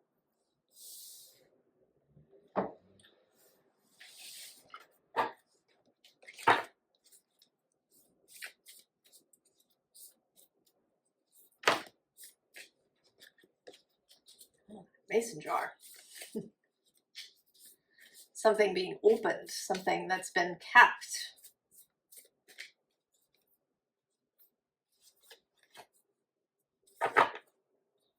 Oh, black-eyed peas, wealth and prosperity. That's very nice, Capricorn.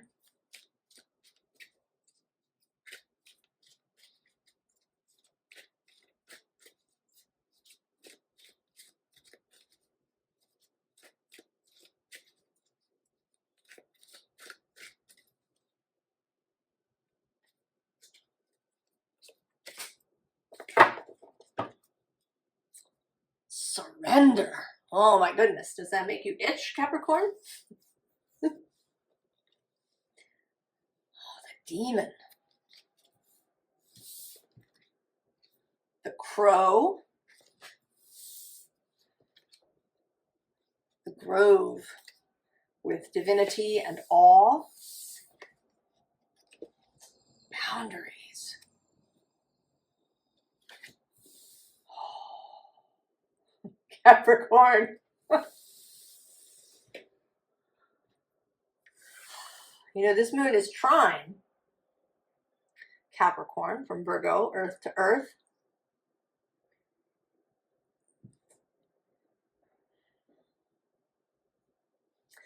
I mean, this feels very much like having a numinous or spiritual experience,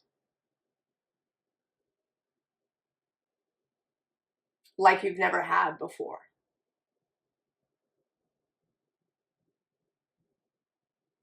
And it's going to burst this bubble.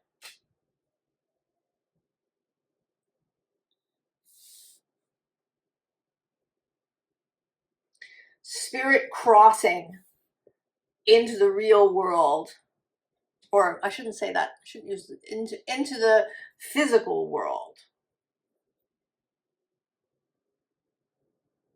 You know, Gemini Brett tells this story. He's an astrologer. And he was out one late night with a group of other sky seekers, and they were looking at some aspect that was happening in the sky. And when they got done, they were headed back to where their cars were, and they got a little turned around. They ended up in this fenced-in area. They weren't sure where to go, and then this young man showed up, a teenage boy, who led them out. And Brett saw this as Mercury, you know, showing up in the flesh.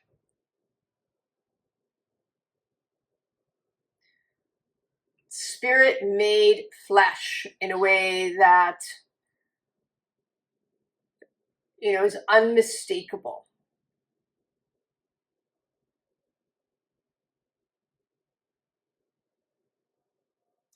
And I think with this demon here,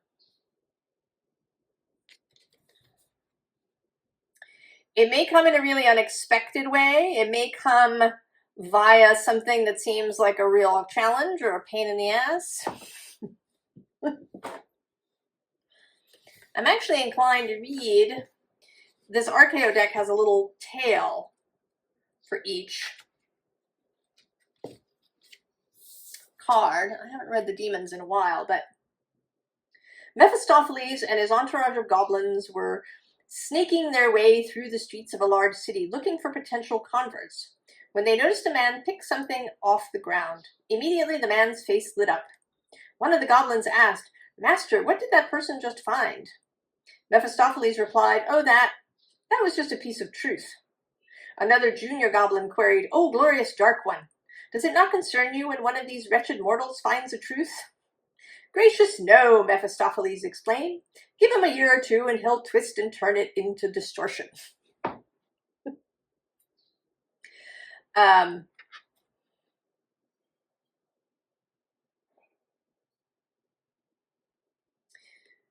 that seems to me like something that is a distortion is going to be twisted back into truth. Something that seemed, something that was a problem, something that you didn't understand, something that you believed to be this, is going to be undistorted.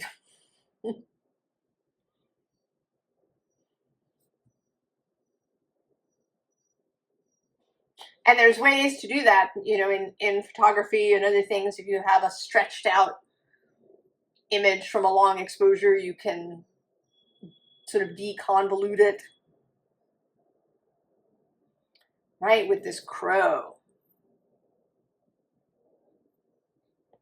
And in this grove. That you have, I don't know, you come into rightness with yourself. Right, you've been willing to see. Oh, here, right below the owl is the curse.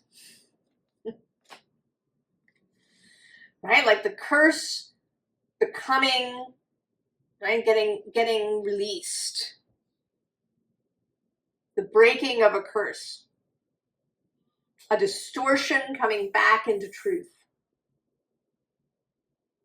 And then it might come, you know, through surrender. Let's see.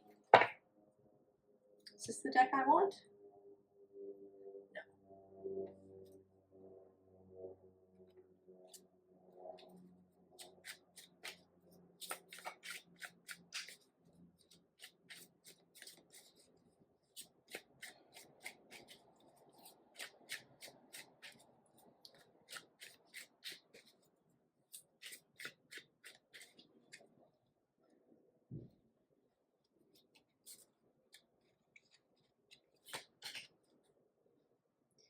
No. This new moon, if I didn't say, is square Uranus. That is certainly a possibility of truths being told. And we have change. But this is feeling, you know, like that.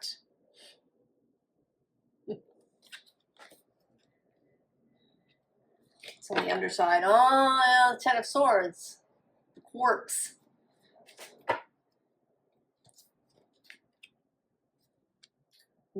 Queen of Wands, vibrancy. Judgment. Determination, Knight of Swords. Prince of Swords. The Star. And the Ten of Cups, harmony. Yeah.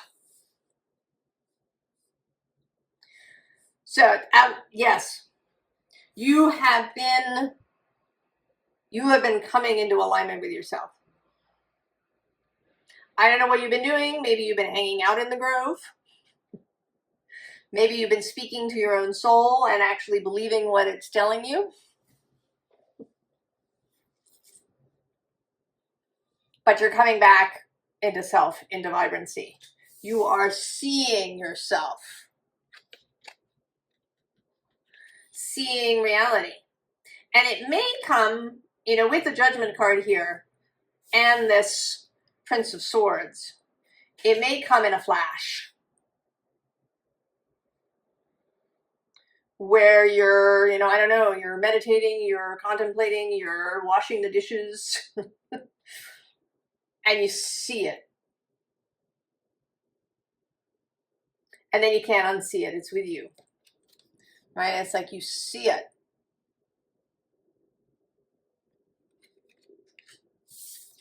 And it takes you into this harmony. And I want to say that you're never really going to leave again. Not fully. You may, you know, have moments when you step outside of it, when it, you know, when it waxes and wanes. But I think that when this occurs, and it might, you know, it may come in a flash, but there may also be a kind of integration process that will happen through this moon cycle of this new moon, the full moon in Pisces on September 7th, and then the next Virgo new moon.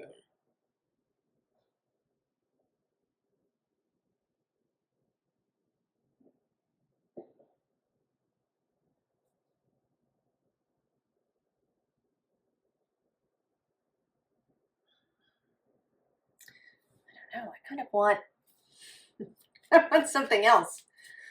Like, maybe can you tell me more about how it happens, or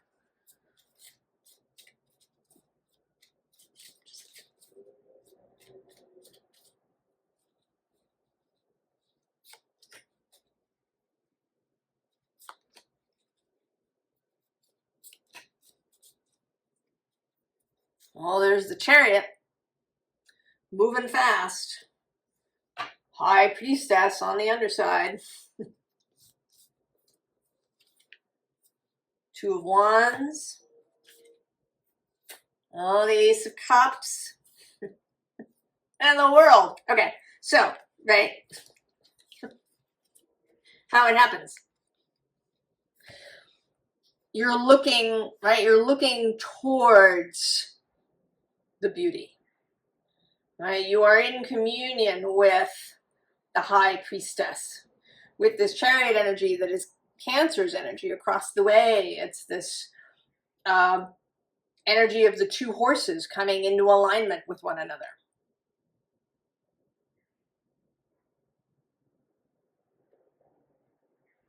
And then there's this focus on the Ace of Cups, on your heart, on your personal grail, on opening the heart chakra, on opening the heart, on all of that. And that takes us to the world. So this is a deeply spiritual process, Capricorn, that will have a real world manifestation. Or, I keep using that, it's not real world, physical world. It's all the real world. In fact, the spirit world may be more real. It will have a physical manifestation, but also an emotional manifestation. Capricorn. You are on the way to being really formidable.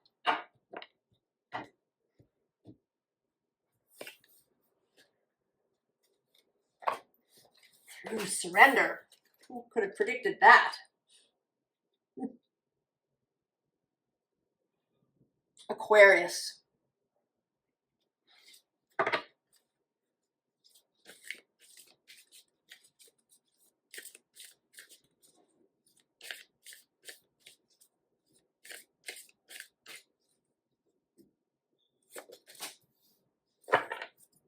Oh, Metamorph again.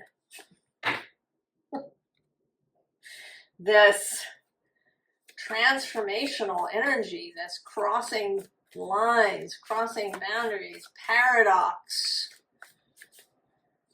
shifting, changing, distortions becoming truth.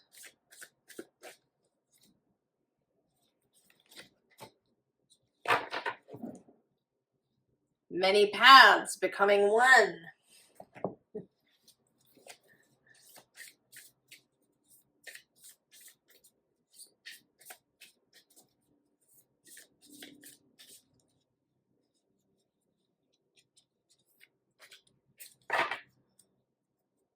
The Copperhead. Deception, bad influences.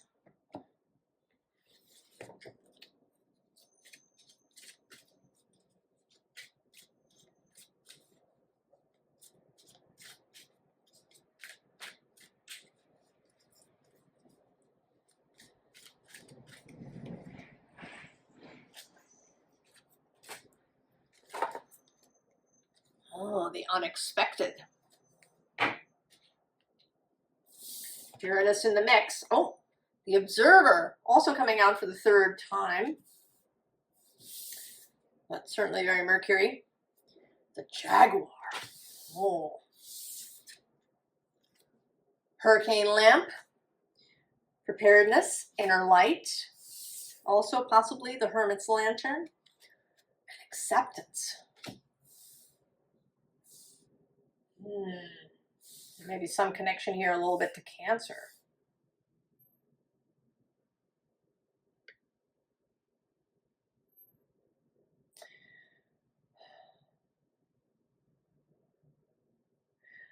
What comes to mind is seeing through Pluto's eyes.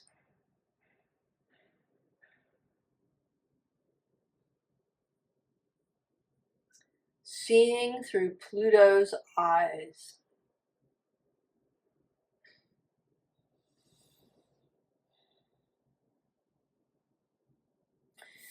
Certainly with this acceptance, right, this sort of feels like that.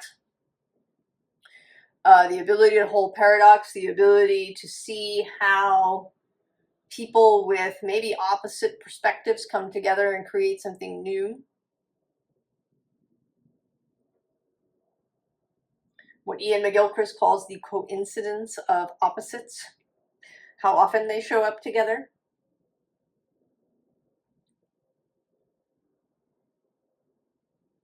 And that often you need opposites to have synergy, to have creation, to have something that's really good, like sweet and sour coming together in a single food or recipe.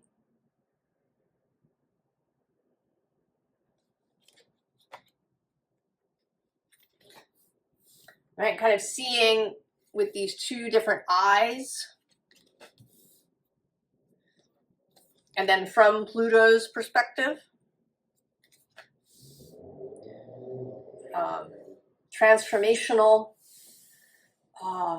the right use of power.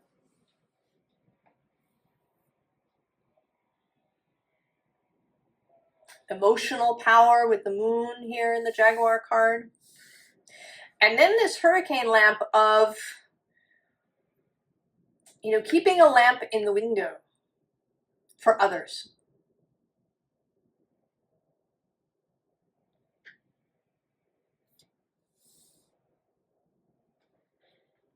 A lamp in the window for others.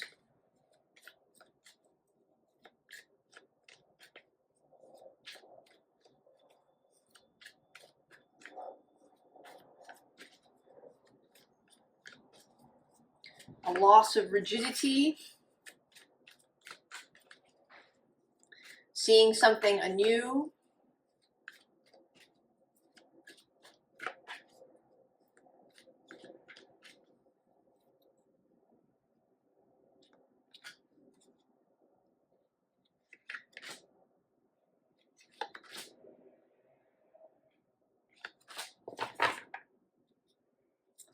Oh, the Knight of Wands. Very interesting. Who's on the underside? Page of Swords. That new perspective.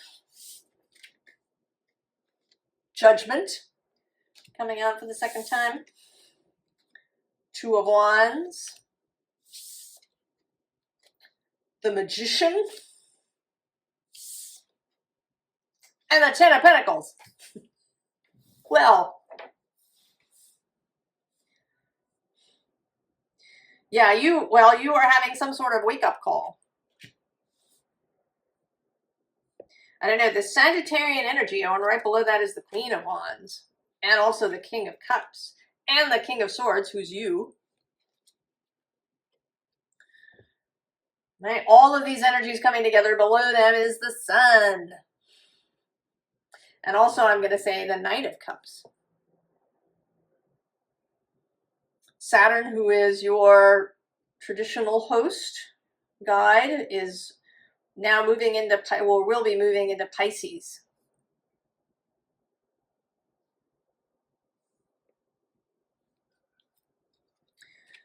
So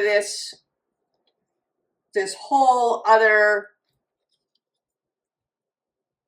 way of moving through the world, this other way of seeing things. I know, you know, I say these things and it always sounds a little trite or a little simple, right? Just change your perspective. But it really does make a difference how you observe things, how you attend to the world. Do you see things in a holistic way, or do you have a tendency to chop things up and see details out of context? Do you see things as very rigidly black or white? Yes or no?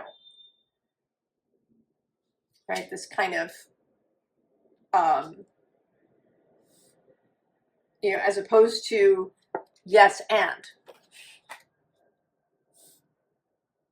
I think you're going to have some kind of encounter, experience, revelation that really flips a switch in your head so that you are much more able to sit in paradox, to see how two things can simultaneously be true. To have a much more fluid understanding, a much more plutonic understanding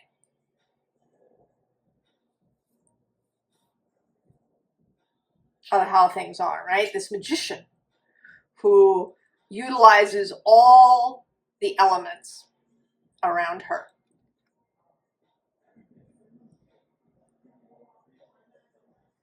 Right? She's a mystic.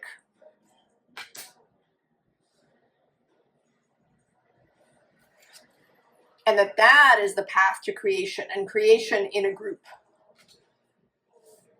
Because we need to create in groups. If we want a society that we really love and enjoy and grows and is enlivened, we're going to work together to do it.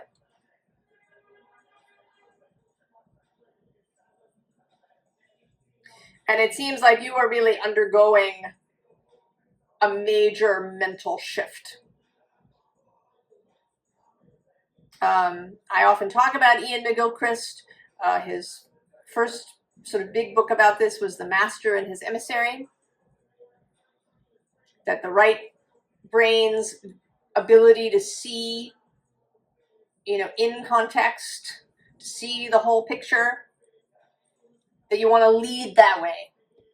And then the left brain's ability to take things apart, to manipulate things, to make things, is in service to the wider vision. Rather than having the chopped up, you know, having the map lead the world rather than the landscape lead the world.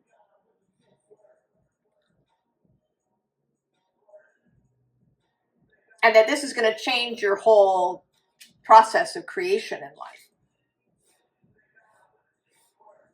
I mean, you might see it all differently. You might see law of attraction differently. You might, you know, everything might change for you when you start to see things more from Pluto's perspective.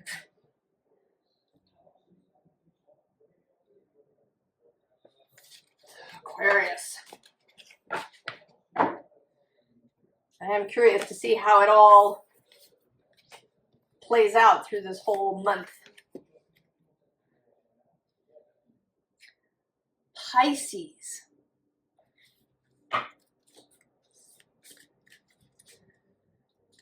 Pisces. The ocean at the end.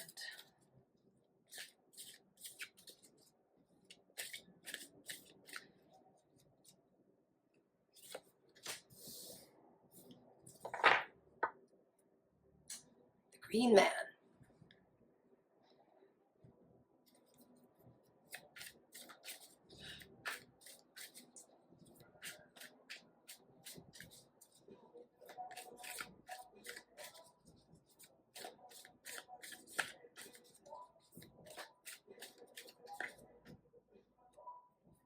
Oh, and I just noticed I've been shuffling backwards.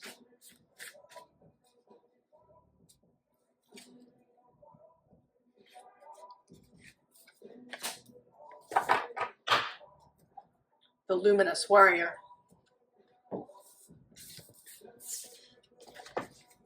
For you, certainly, this moon opposite you. Then there will be the Pisces full moon on September 7th, total lunar eclipse. And then that final Virgo new moon on September 21st.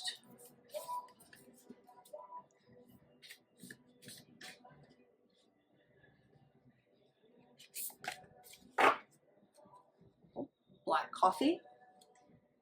Shadow work, awakening.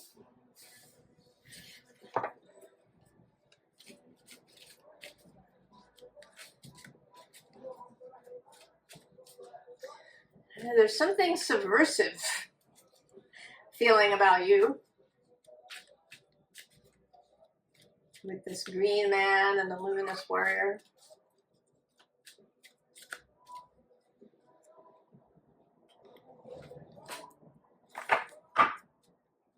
Oh, the unexpected coming out for the third time. The dreamer. Oh, the jaguar.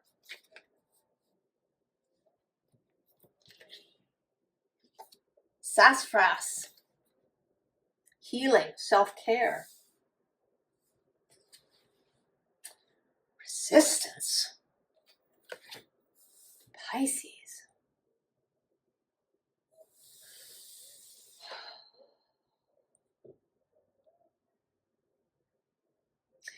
Yeah, this feels a little subversive. You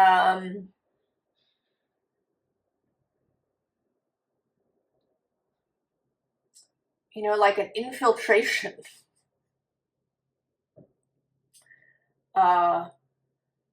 You know, bringing spiritual or faith-based concepts to someone in a kind of not obvious way. That if you try to come head on, you know, and say, we need to, you know, love each other and we need to do X, Y, and Z, that you're going to encounter resistance.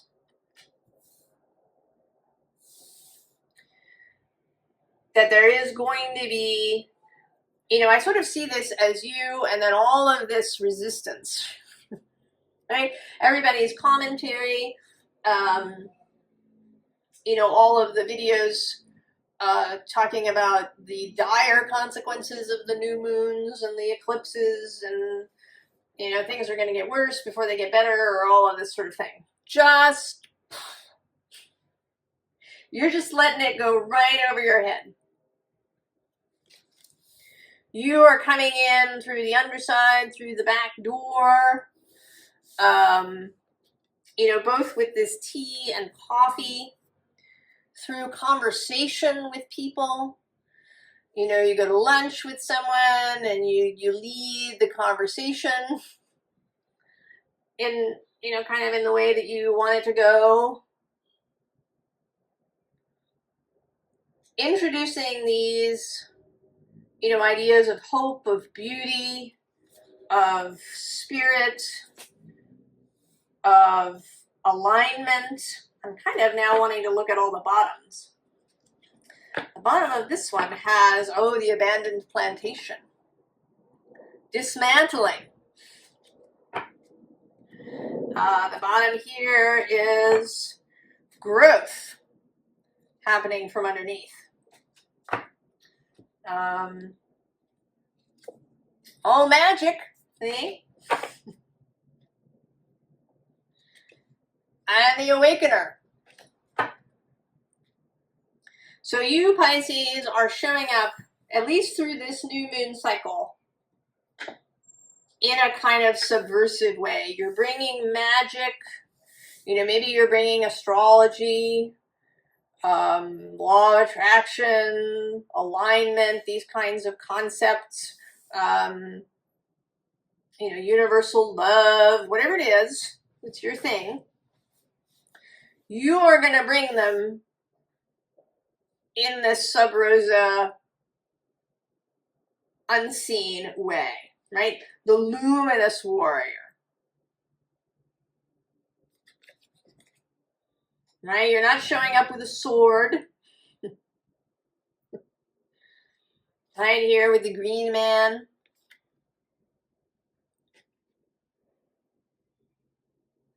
Kind of hidden.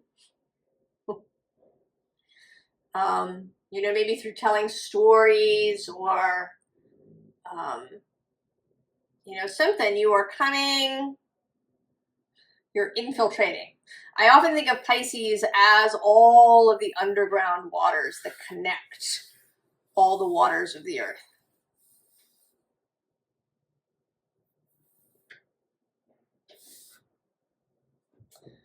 And what more do we want to say about that?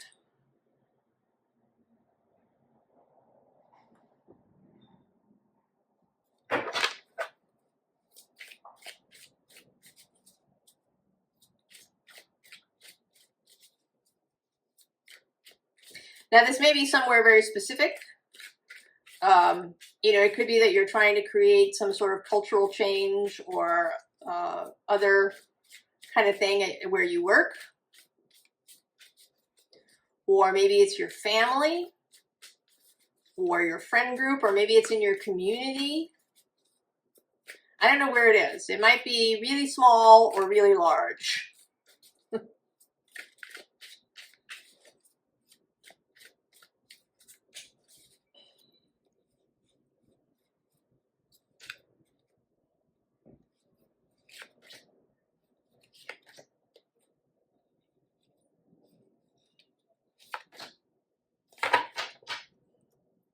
Oh, there's the Empress. And the Six of Swords underneath. Kind of being minded to read the Dreamer's Tale in this archeo deck. There's a description of each card, and then in the back there's these little stories. Dreamer's Tale. With eyes fixed on the starry buckle of Orion's belt, the Sandman completed his pre-dawn run through the black and sand dunes. Cupping his ear to the crashing waves, he listened beyond the gulls calling for the sound of the sirens. Interestingly, Siren card came out for Aries. First out of the deck, here you are last. Walking back to his cabin, he considered how best to carry out his instructions. It wasn't for him to question the nature of their wisdom. Once inside his shack of shell and driftwood, he jammed shut the door and climbed the 5-rung ladder into his red and green parrot box, where he curled up and dreamed you and I into life.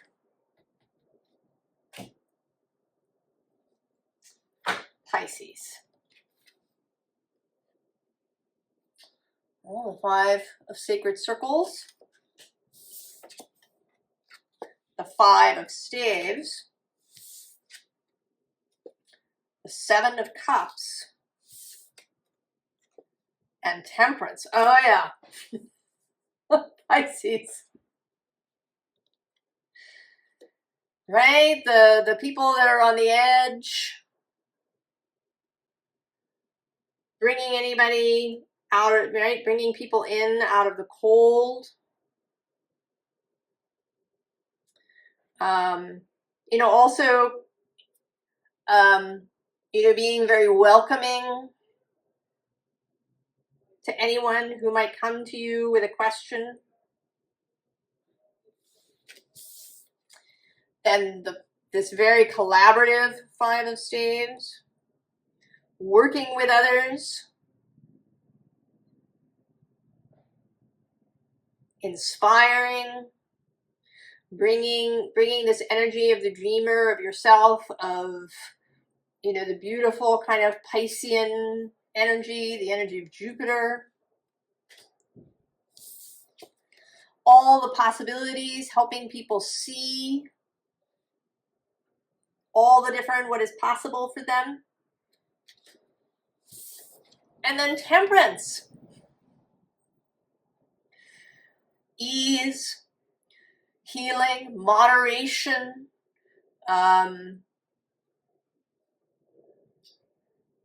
gentleness, kindness, the ability to stand, both in the 3D world and the consciousness world, to hold these two things, to be a bridge.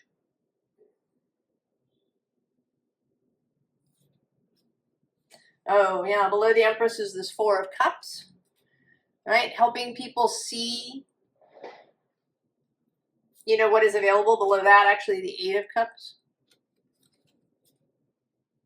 Maybe some people need to walk away from something, and you're helping them to see that they have other options.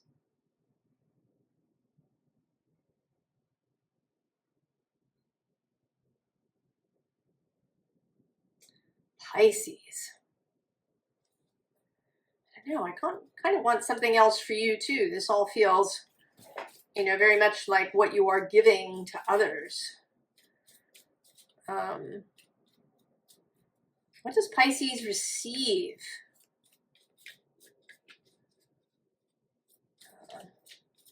Here.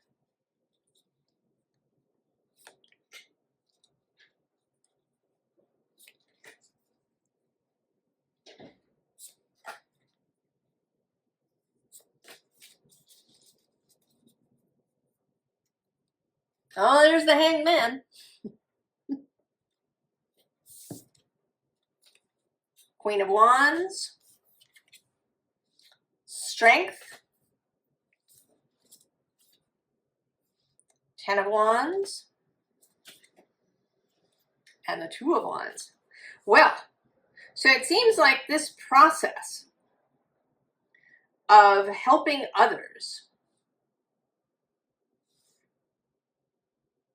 also helps you, gives you strength, is inspiring to you. That you really enjoy it. That Six of Cups under that. Also the Eight of Pentacles. Page of Cups on the bottom. And the Knight of Wands. And the Star. So this is going to feel fulfilling, inspiring. And it seems like it's going to build something up for you. All of these readings have had this sense of, this is the first step. And then there will be more as we go through the full moon in Pisces. And then that second new moon in Virgo.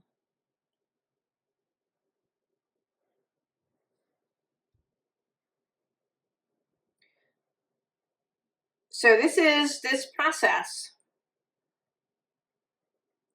I think will be fulfilling in and of itself. But I think that it's going to give you some skills, give you some strength, give you some vision for wherever you're going next. And we're going to see what that is as we move through the month. Pisces. Subversive goodness.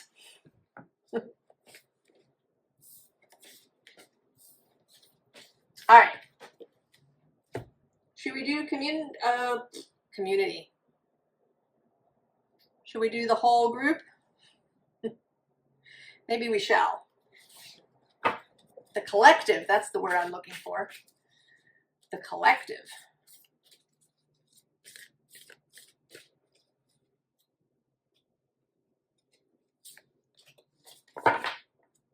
Oh, there's the Observer, has come out several times.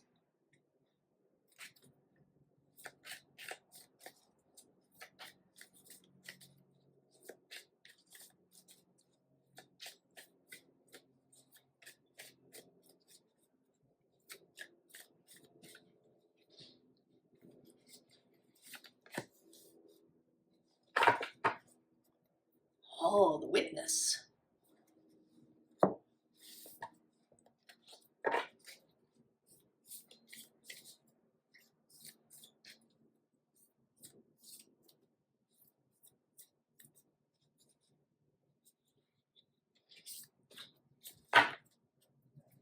The Mojo bag.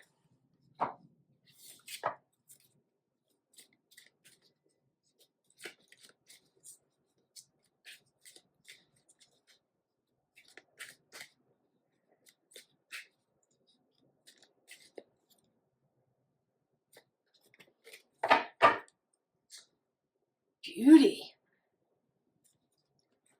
Very nice. Oh, the reflector.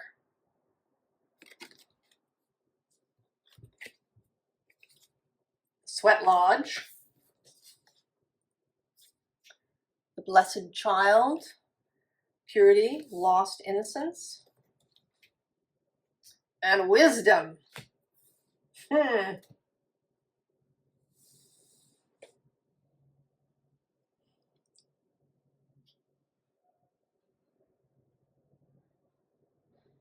Well, this certainly seems like seeing ourselves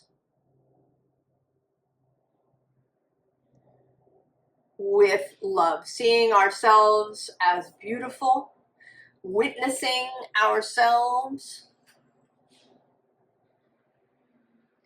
and that seeing ourselves as beautiful rather than, you know, kind of distorted. I mean, that is a theme a little bit of seeing things truly, of a distortion being resolved and returned to its truth. You know, here coming out of the Sweat Lodge, recovering innocence, recovering dreams, finding wisdom.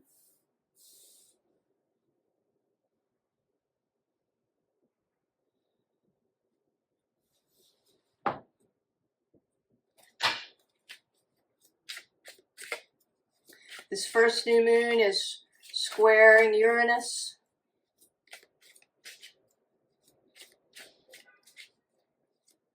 The possibility for sudden revelation. Wherever you might have Virgo in your chart. Something becoming clear.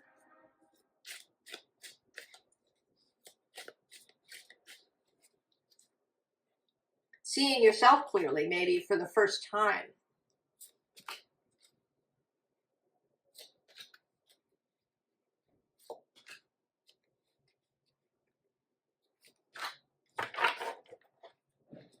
Oh, Three of Swords. And on the underside, the King of Swords.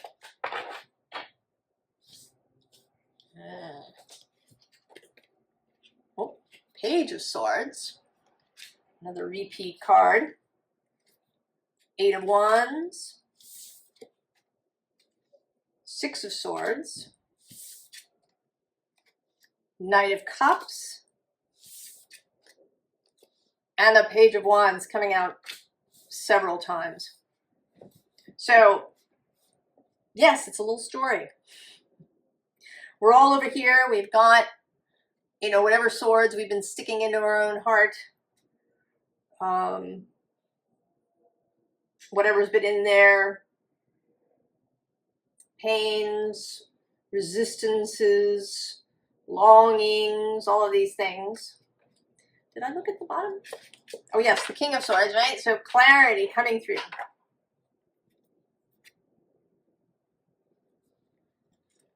Just clearing the mind. Also the King of Pentacles.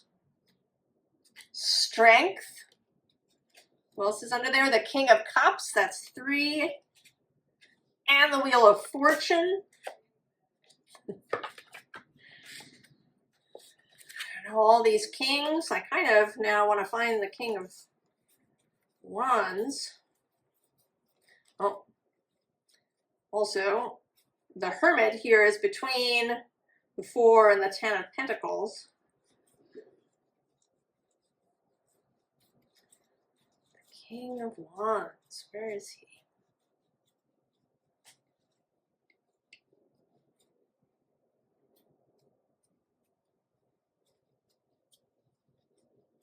Should have gone from the bottom, clearly. Oh, there he is. Oh, between the 4 of Cups and the 2 of Swords. So between the inertia, mental and emotional inertia. But he's in there. On the other side of the 2 of Swords is the Star. On the other side of the 4 of Cups is the 7 of Cups, all these choices.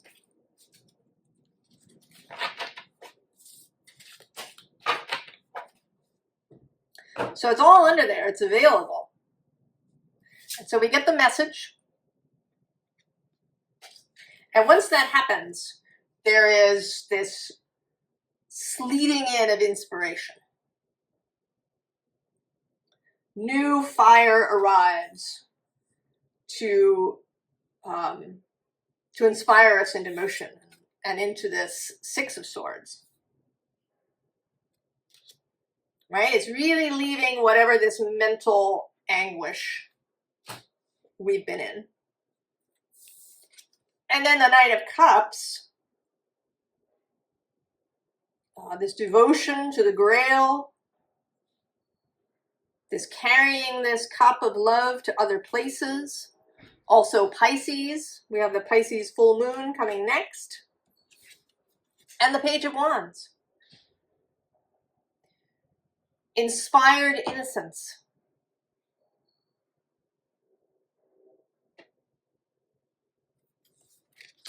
Inspired innocence. Believing that what you want for yourself and the world is possible. That you don't have to take the dire predictions and things on board. They may be there.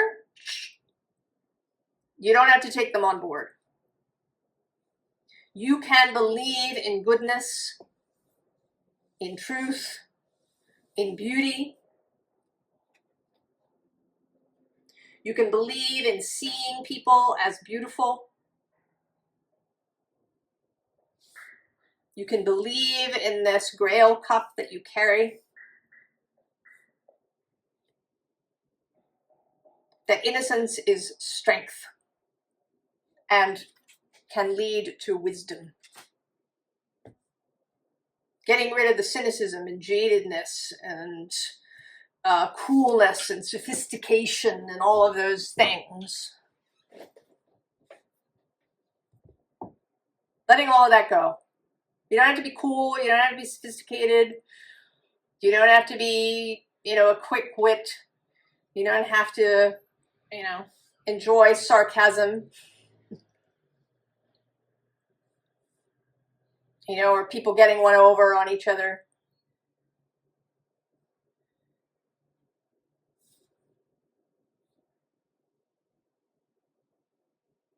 You can see things from this innocent perspective. Be the Page of Wands. Oh, I think we are in for a ride with this eclipse season. I wish you all the very, very, very best, and I will see you next time. So long.